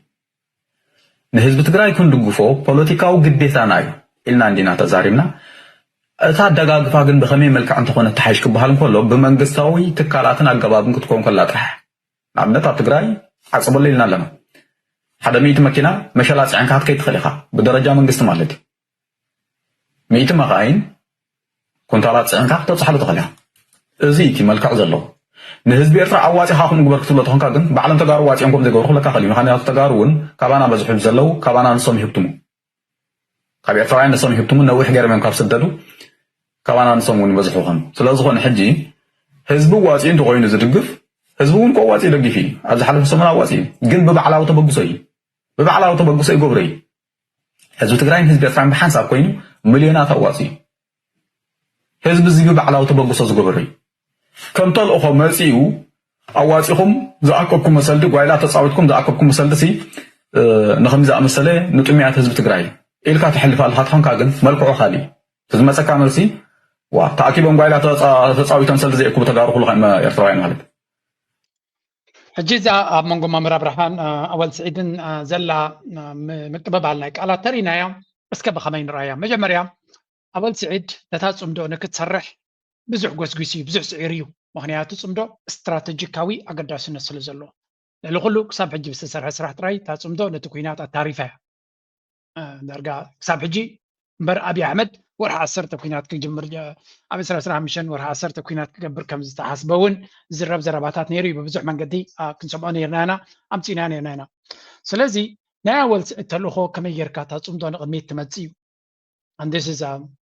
نزك تجبر ندحر خوين كارما ፖለቲካ ወገጻት ውን አለው ንኣብነት ሓደ ካብቲ ልሙድ ትርእዮ ንዓፅቦን ንሽግርን ንምምካት ዝግበር ኮንሰርት እዩ ህዝቢ ኮንሰርት ጌርካ ንሓደ ህዝቢ ክትሕግዝ ንኻል ህዝቢ ዝተሸገረ ወይ ንዝጠመየ ክትሕግዝ ልሙድ ትርእዮ እዩ እታ ፍልይ ተብላ እንታያ ማለት እቲ ኣወል ዘለዎ ሲቹዌሽን ክትርዳእሉ ትኽእል ኢኻ ምክንያቱ መንግስቲ ኤርትራ ኣብ ውሽጢ ትግራይ ንክገብር መይባዓ فقادون يبلون قبلوا له مريتنا إثيوبيا بزي فقاد منقص إثيوبيا زغون نقر قبر أيكن سلازي انتو وحادة بزربا كم كبل كخل علو نعم إيرتراو خينكا أنا كم إيرتراو زي قاعد زارب زلو ني أبزقو دايزي إيرتراوين أبستفل علي كورناعاتنا يسدتنا عالم أبازيو حماق بدهوتات أبزنو برولو زلو بفولوي أبتقراي نزلو كونتات راي حاجز نخجبر زجبر كامبين نعي قرب تلي صبغ نقرا كوينا يسمعانني سلمتاي مجمريا بتم ابتغراي زلو عصبون شجر نغتي موم زلو زبيه دنقصوني نغاصلنا بلعلي ግን ማዕረ ማርያም ከኤርትራውያን አሉ ኣብቲ ካምፕታት ወላው ካነ በአካል ከደንተ ዘይረኸብኩም ዝተሸገሩ ኤርትራውያን አሉ ካብቶም ትግራዎት ንላዕሊ እውን ተሸገሩ ክኾኑ ይኽእሉ እዮም ምክንያቱ እቶም ትግራዎት እንተወሓደ ኣብቲ ዓዲ ዘሎ መንግስቶም እዩ ነቶም ኤርትራውያን ግን ከም ፀላኢ ዝርዮም ዘሎ መንግስቲ እዩ ዩናይትድ ኔሽንስ ዩኒስአር ገንዘቡ ብዙሕ ጎዲሉ ወርልድ ፉድ ፕሮግራም መግቢ ክቅርብ ኣይክልኒ ኣብ ዝብለሉ ዘሎ ደረጃ ኤርትራውያን ክንምንታይ ግዳይ ክኾኑ ኤርትራውያን ስደተኛታት ኣብቲ ፀልኦም ሃገር ኮፍ ኢሎም ዘለዉ ኣብዚ ዋን ፖለቲካ ዝፀልኦም እሞ ካቲ ዝሕግዞም ዝኽእል ዝነበረ ሓይሊ ድማ ገንዘብ ዘይብሉ ዘሎ ግዜ ኣዝዩ ከቢድ ምዃኑ ይርዳእኒ እዩ ስለዚ ኣወል ስዕድ ዝብሎ ዘሎ ፖለቲካዊ ኣዘራርባን ፖለቲካዊ ኣካይዳን እዩ there are always these political speeches ክትገብሮም ዘለካ ኣብ ገዳ ሓቂ መፂኻ ግን ኣነ ከም ኤርትራዊ ኣብ ደገ ዝቕመጥ መጀመርያ እታ ክባዝ ክሕግዛ ዝደሊ ንኤርትራውያን ክሕግዛ እየ ዝደሊ እንተ ክሕግዝ ኮይኑ ማለት እዩ ስለምንታይ እቲ ቃንዛ ሓደ እዩ ዝያዳ እቲ ቃንዛ ግን ናይ ኤርትራዊ ዝሕመና ናይ ኤርትራዊ ቃንዛ ይሕመንን ናይ ካሊእ ዝሕመኒ ናይ ኣፍጋኒስታን ቃንዛ ዝሕመኒ ዝብል ሰብ ኣሎ ናይ ቃዛ ቃንዛ ዝሕመኒ ካብ ናይ ኤርትራውያን ላዕሊ ዝብል ኣሎ ስለምንታይ ከምኡ ኮንካ ክብሎ ይክእልኒ ኣነ እንኩም ይኮንኩ ኣነ መጀመርያ ተሓገዝ ድሕር ኮይኑ ብፍላይ ድማ ብኦርጋናይዝድ መንገዲ ምሕጋዝ ድሕር ኮይኑ ንኤርትራውያን ክትሕግዝ ኣለካ እዝጊሄር ዝፈትዎ ውንፁ እዩ ምክንያቱ ንኤርትራውያን ክሕግዞም ዝኽእል ሓይሊ የለን ንኤርትራውያን ክሕግዞም ክመፅእ ዝኽእል ፍሉይ ነገር የለን ናብ ሕጅብቲ መንግስቲ ኤርትራ እንተቐይርካዮ እዞም ሰባት እዚኣቶም ካብ ኤርትራ ወፂኦም ብዩኒስኣር ገይሮም ደገ ክኸዱ ዝደልዮም እቶም ኤርትራውያን ንፈልጦ ነቲ ኩነታት መንግስቲ ኤርትራ ወፂኡ ንዑና ዓድኹም እተው እንተዝብሎም ክንደይ ካብኦም ተመልሱ I really want to see this ክንደይ ኤርትራውያን ኣለዉ ክምለሱ ዝደልዩ ከምዚ ሕጂ ንሪኦ ዘለና ሰላማዊ ሰልፊ ገይሮም ነውት ኣለና ስለዚ ከምዚ ሕጂ ብተደጋጋሚ ዝብልዎ ዘለዉ እቲ ፀገም ናቶም ናብ ኤርትራ ክንከይድ ደሊና ኣለና ኣብዚ ሸጊሩና ስለ ዘሎ ናብ ኤርትራ ክንኣቱ ሓግዙና እንተዝኸውን ነይሩ ንመንግስቲ ኤርትራ ገለ ግበር ኢልካ ፀቕጥቕ ትገብር ትኽእል ኢኻ እቲ መንግስቲ ኤርትራ ግን እንታይ ዋላ ንዑተው እንድሕብሎም ክኣቱ ይደልዩ እዮም እቶም ሰባት ኣብ ብዙሕ ግዜ ግን ኣይንደልና እዩ ዝብል ሰብ ምክንያቱ ኣብ ካምፕታት ስለ ዘሎ ዩንስኣር ገለ ገይሩ ናብ ካልኦት ሃገራት ክወስዶ እዩ ዝደሊ ስለዚ እቲ መንግስቲ ስቕልካ ሓደ ግዜ ኣምፃ ኣቢልካ ምሕማይ ጥራይ እውን ትርጉም የብሉ because we really need to understand the situation ኣብ ከምዚ ካምፕ ከሎ መንግስቲ ኤርትራ እኽሊ ክእቱ ይኽእል ዶ ኣይካሊኩም by the way መንግስቲ ኤርትራ እንተምፅኢሎም እውን ንሳቶም ደን ምስ መንግስቲ ኤርትራ ፀገም የብሎም so እቲ ብመንገዲ ዩንስኣር ሪሰትልመንት ገለ ዝሓስብዎ ዘሎ ኣይሰርሕን እዩ ስለዚ ከም ትሪእዎ ዘለኹም very very tricky ወላ እቲ ፃውዒት ናቶም ማሕበረሰብ ዓለም ንገሩልና እዩ እዚ እቲ ዩኤን ገለ ክሕግዞም እዮም ዘልዩ ስለዚ ኣብዚኣ ክፋል እዚኣ ብጣዕሚ ሕልቕልቕ ዝበለት ጉዳይ ግን እታ ኣወልስዒ ዘምፅኣ ብፖለቲካዊ መንገዲ ጥራይ እንተራእናያ እምበር ብዓይኒ ፍትሒ ብዓይኒ ቅንዕና እንተሪኻያ ንኤርትራውያን ቀዳምነት ግን ኣወልስዒ ድማ ነቲ ፅምዶ ከም ዝግዝጉስ ኣካል ኮይኑ ከምኡ ክብል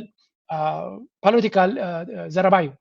ምስ ብዙሓት ከም ተፃልኦ ድማ ፍሉጥ እዩ ብዙሓት ከጥቅዕወር እየ ኣለኹ ግን ኣወልስዒድ ኣብቲ ቅድሚት ናይ ፅምዶ እንድሕር ኣሎ ኮይኑ ተጋሩ ጠው እንተለዉ እንተወሓደ ብዘረባ ከምኡ ክብል ክእል ኣሎ ተሓገዝን ካልን ካላርሱ ኮይኑ ኣብቲ ቅድሚት ኮይኑ ንሱን ከምኡ ክብል እዩ ክሕግዝ እውን ብመንግስቲ ደረጃ ክገብር ኣይክእልኒ ስለዚ ብመንግስቲ ደረጃ ክሕጋዝ ስለዘይክእል ንህዝቢ እዩ ሓግዙ ክብል ዝኽእል ስለዚ ዘረባ ንፖለቲካዊ መዓላ ኣገዳሲት እያ ነይራ ካልእ ለንቀነ ዝወፀት ዘረባ ምናልባት ደይራኹማ እንተለኹም ካዚኣ ፕሬዚደንት ኢሳያስ አፈወርቂ ብምክንያት ሓድሽ ዓመት ናይ ዮሃና መልእኽቲ ኣመሓላሊፉ ሙሉእ ትሕዝቱ ይስዕብ መልእኽቲ ሓድሽ ዓመት 2026 ንዛዝሞ ዘለና ዓመት ብደረጃ ዞባና ዝሰፍሐ ጎደቦናን ዓለምን ንሰላም ርግኣትን ሓባራዊ ልምዓታዊ ገስጋስን ዝተፈታተኑ ዝተሓላለኹ ክስተታት ዝተጋህደሉ እዩ ነይሩ ኣብ ከምዚ ዝኣመሰለ ከቢድ ቅልውላዋት ዝዓብለሎ ሃዋሁ ህዝብን መንግስትን ኤርትራ ከም ወትሩ ንኩሉ ክስተታትን ብድሆታትን ልቦና ዓቕልን ተፃዋርነትን ዓጢቖም ክምክትዎ ሃገራዊ ርግኣትን ላላውነትን ከውሕሱ ምስ ኩሉ ማሕለቃታት ድማ ተልእኾ ሃገራዊ ልምዓት ከሰላስሉ በቂዖም እዮም ኣብ ዓመተ 2026 እዚ ሕላገት እዚ ብዝያዳ ደሚቑ ገስጋስ ህንፀትን ልምዓትን ሃገር ብዝሓየለ ናህሪ ክቕፅል ሰናይ ትምኒተይ እናገለፅኩ ንመላ ህዝቢ ኤርትራ ኣብ ውሽጥን ወፃእን ንምዑታት ሓይልታት ምክልኻሉን ዮሃና ርሑስ ሓድሽ ዓመትን ልደትን ከም ንሪኦ ዘለና እቲ መልእኽቲ ናይ መኸተይ መልእኽቲ እዩ ዘስምዕ ዘሎ የስ እታ ቪድዮ ብምልኣ ብዛዕባ እቲ ኣብ ከባቢና ዘሎ ከቢድ ብድሆ ኢና ንዛረብ ዘለና ስለዚ ስቲል ቻለንጅ ኣብቲ ቅድሜና ቅድሚ እቲ ሃገር ቻለንጅ ከም ዘለዋ ግን ነዚ ኩሉ ቻለንጅ እናሃለወ ናብ ልምዓት ዘተኮረ ካብ 25 ብዝበለፀ መንገዲ እንተደይ ተሰሪሑሉ ግን ኤርትራ ሜይቢ ንኤርትራ ፅቡቅ ክኸውን ኣይክእልኒ ባህላ ያኔ የስ ናይ ሴኪሪቲ ሕቶ ኩሉ ከም ዘለዎ እዩ ዊ ዶንት ኤክስፔክት ቢግ ቼንጅ ክኸውን ዝኽእል ብመንገዲ ሴኪሪቲ ሃገራዊ ድሕነት ጉዳይ ካብ ደጋ ክመፅእ ዝኽእል ፈተናታት ክቐፅል ምዃኑ ኢና ንርኢ ዘለና ግን ኤርትራ ድማ ከምቲ ንብሎ ዘለና ብሴኪሪቲ መንገዲ እውን ሓደ ዓብዲ ኢል ጌራ ክትዓፅወሉ ትኽእል ምዕራፍ ኩሉ ትምኒተይ ዓብዩ ናብ ቁጠባዊ ደረጃ ድማ ገለ ነገር ክግበር ተዘይክኢሉ እዚ ዓመት እዚ ዋላ እቲ ዘሎ ፖዚቲቪቲ ናይ መንእሰያትና እውን እንተኾነ ገለገሊዩ ናብ ተስፋ ቁርፀት ክኸይድ ከም ዝኽእል ግምት ኣለኒ ምክንያቱ ንከሰንብድ ኢለ ኣይኮንኩን ኣነ ኣብዚ ቻነለይ ክመፀኒ ከሎ እቲ ፊድባክ ትሪእዎ እንድሕር ኮይንኩም ኣብ 2024 ዝነበረ ኣመና ፖዚቲቭ ዝኾነ ቪውስ በቃ ኤርትራ ሕጂ ውልዕ ክትብል እያ ገለ ዝብል በቃ ተበግሶ ናይ ቁጠባን ዝላ ምስቲ ዝነበረ ናይ ቢንያም እውን ተወሲኹ ላዕሊ ነይሩ 2025 ቁርብትለይ ሓውሲ ተስፋ ናይ ምቁራፅ ክኸውን ዶ ኣይኮነን በርዶ ክግበር እዩ ዝብል ኣተሓሳስባ ክንርፀን ኢና ግን ተስፋ ዘብካ ነይሩ እንተወሓደ ብዲፕሎማሲ ኣብ 2025 ሕጂ ኤርትራ ብዙሕ ትፅቢታት መብዛሕትኡ ኣብ 2026 መንእሰይ ኤርትራ ኣብ ደገ ዘሎ ብፍላይ ተስፋ ይገብር ኣሎ እንተወሓደ መንግስቲ ኤርትራ ንኣሽቱ ተበግሶታት ናይ ቁጠባዊ ግስጋሴ ንክገብር ትፅቢታት ይገብር ናይ ሆፕ ካብ ልበይ ዝምነዮ እንተሎ ነቲ ኣብ ኤርትራ ዘሎ ህዝቢ መፍትሒ ክርከበሉ ዝኽእል መንገዲ ክፍጠር ድማ ትምኒተይ ኣብዚ እዋን እዚ ኤኒዌይ ገለ ክፋል ካብ ጎደናታት ኤርትራ ንዝመፀ ድማ ክንርኢ ምክንያቱ ቅንያት ሓድሽ ዓመት ብዙሕ ነገራት ይግበር ከም ዘሎ ኢና ንርኢ ዘለና ሓደ ካብቲ ኣደኖ እዚ ናይ ለዘበን ሓድሽ ዓመት ብፍልይ ዝበለ ድምቀት ዝበዓል ዘሎ ኮይኑ ይስማዓን ዘሎ ንዓይ ቢካዝ ወሬቨር ኣይ ሉክ ከምዚ ፍሉይ ዝበለ ናይ ቅንያት ናይ ትርኢትን ደርፍታትን ዝተሰነየ መደባት ክቐርበልና ከምስ እዩ ከም ንሪኦ ዘለና እቲ ሙዚቃታት ካልእ ኮፒራይት ከይህልዎ ኢለ ዝቆርፀልኩም ዘለኹ ከምዚ ፋሽን ሾው ናይ ባህልታትናን ክብርታትናን ዘንፀባርቕ ንትሽዓተ ብሄራት ዘለዎም ካምፔይን ብፍላይ ኣብ ኣስመራ ኣዝዩ ድሙቕ ዝኾነ ኣቀባብራ ናይ ሓድሽ ዓመት ዝረኣኹ ኮይኑ ይስምዓኒ ኣሎ ኣብ ካልእ እውን ከምኡ ክኸውን ተስፋ ይገብር ብቪድዮ ስለ ዘይረኣናዮ እምበር ስለዚ ኮታስ ንሪኦ ዘለና ፅቡቕ ዝኾነ ፅምብል ናይ ቅንያት ናይ መዓልቲ ናፅነት ናይ ሓድሽ ዓመት ብከምዚ ኣወንታዊ ኣተሓሳስባ እንድሕር ተቐቢልካ ድማ ብሓጎስን ብደስታን ብፅቡቕ ትምኒትን ተተቐቢልካ ሓድሽ ዓመት ፅቡቕ ክኾነልካ ዘሎ ተኽእሎ ፅቡቕ እዩ ክልተ ዓይነት ኣተሓሳስባ ኣሎ ኣብ ዓለም ይብሉ ኣወንታዊ ኣተሓሳስባ ዘሎን ኣሉታዊ ኣተሓሳስባ ዘሎን እቲ ኣወንታዊ ኣተሓሳስባ ዘሎን ነፍሲ ወከፍ መዓልቲ ዕድላት ናብ ቋመተ እዩ ዝኸይድ ምክንያቱ ክሰልጠኒ ክዕወት እየ ዝበለ ኣተሓሳስባ ስለ ዘሎ ዕድላት ጥራይ ዘቋምት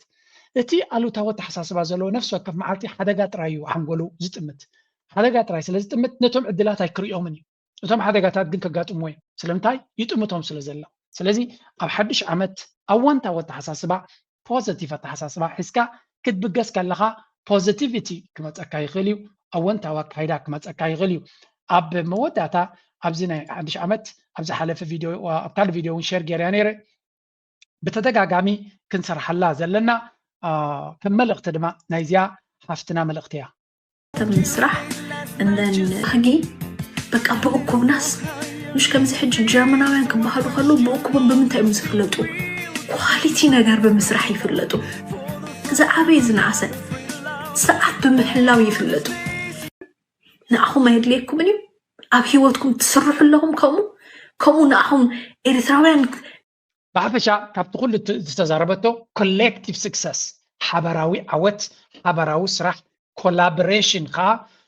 ነዛ ዓመት እዚኣ ኣነ ፃውዒት ናተይ ኮላቦሬት ክንገብር بحبار تحبابيرنا ناي مسرح منفس اب بيزنس زلهم حبراو سرح زياده كنحيل اب ميديا زلنا حبراو سرح كنحيل اب اكتيفيزم زلخا حبراو سرح اب سوشيال كوز سلو حبراو سرح اي نبرن مالتي يكون مور فيجرسلي بزبرت حيلي حبراو سرح نخنسرح لك كمتي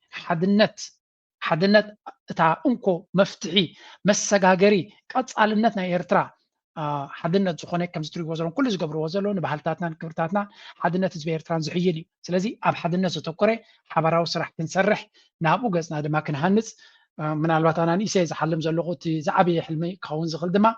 نيرترا كمي غيرنا بوتاشنا ايرترا نعبيو نزبل حسابات عبيت حسابات وركنا ايرترا مستن او دلو كامباينتات ايرتراويان كمي غيرون كبركتو يخلو زيت زعبي كنبصحو ندلي كبصح زدليو حلمنا توينسيو መንግስቲ ኤርትራ ኣብዚ ዓውዲ እዚ ኪላታት ኣዋዲዱ ብዘተኣማምን ምክንያቱ እምነት ኣገዳሲ ኣብዚ ሕጂ ንሪኦ ፀናሕና ፕሬዚደንት ሃገር ኤርትራ ዝወ ዝነበረ መልእኽቲ ሓደ ካብቲ ንደልዮ ዘለና ዘተኣማምን ነገር ክኸውን እንድሕር ኮይኑ ንብሎ ዘለና እምነትካ ካብ ዜሮ ዝመፀ ኣይኮነን ስለዚ ዘተኣማምን ነገር ንክህሉ እቲ ውዳቤታቱ ይኹን በቲ መንግስታዊ ደረጃ በቲ ዝእመን መንገዲ ሓሳባት መፅዩ ተዘቲሉን ተዘሪብሉን ናብ ፍጻሜታቱ ንክኸይድ ክንገብር ማለት እዩ ወላውን ኣብ ዓድና ንዘሎ ኤንተርፕራይዝስ ቢዝነስስ ንኣብነት እዞም ኣብ ኤርትራ ዘለዉ ትካላት ምስ ዲያስፖራ ዘሎ ኢንቨስተር ሓበራዊ ስራሕ ንክስራሕ እውን ነዚ ዝገብር እውን ፕላትፎርምስ ንኣብነት ኣብዚ ስዊዘርላንድ መሊይከም ዌብሳይት ኣሎ ኣብ ሓደ ሎካል ፕሮዲሰር ናይ ክለብ ድዩ ወላ ናይ ፋብሪካ ሓዳሽ ዝሃንፅ ዘሎ ድዩ ኢንቨስት ክትገብሩ እንተደሊኹም ንኣሽቱ ትካላት ሕጂ ዝዓብዩ ዘሎ 150 شع ديخا 5 ديخا 10 شع إنفست نخدجبر ويب سايتات الله سلست ويب سايت أنت يتجبر زين متأممان تازع أبيت كيورد متأمماني أنا ويب سايت كهنت صغلي الويب سايت جن كميجر كأمون كوينو بحجر درجة كسر يخلد ما كبيت سلسخونة رمان جست زيادة تساطفناتو أو يزو نتي تأمان النت نمهنات credibility نمهنات كمدما حتى النت نمرجعات رمان جست عبون أبي الجامن أبركتون كبرالو زتري وزلهم كبير لينك زمت زلوا تحسيو كيتكم أورايو أتبع ومن قبلكم إلى مارس سبز غدة لايك جبروا شير جبروا بحدش إنرجي بحدش موتيفيشن بحدش creativity كلمات صراحة هذا ما كانوا عبيا خفتنينا دقفوا حجزوا let's go عبيو عدفع سبلوغا إريتراوي بلوم حدنا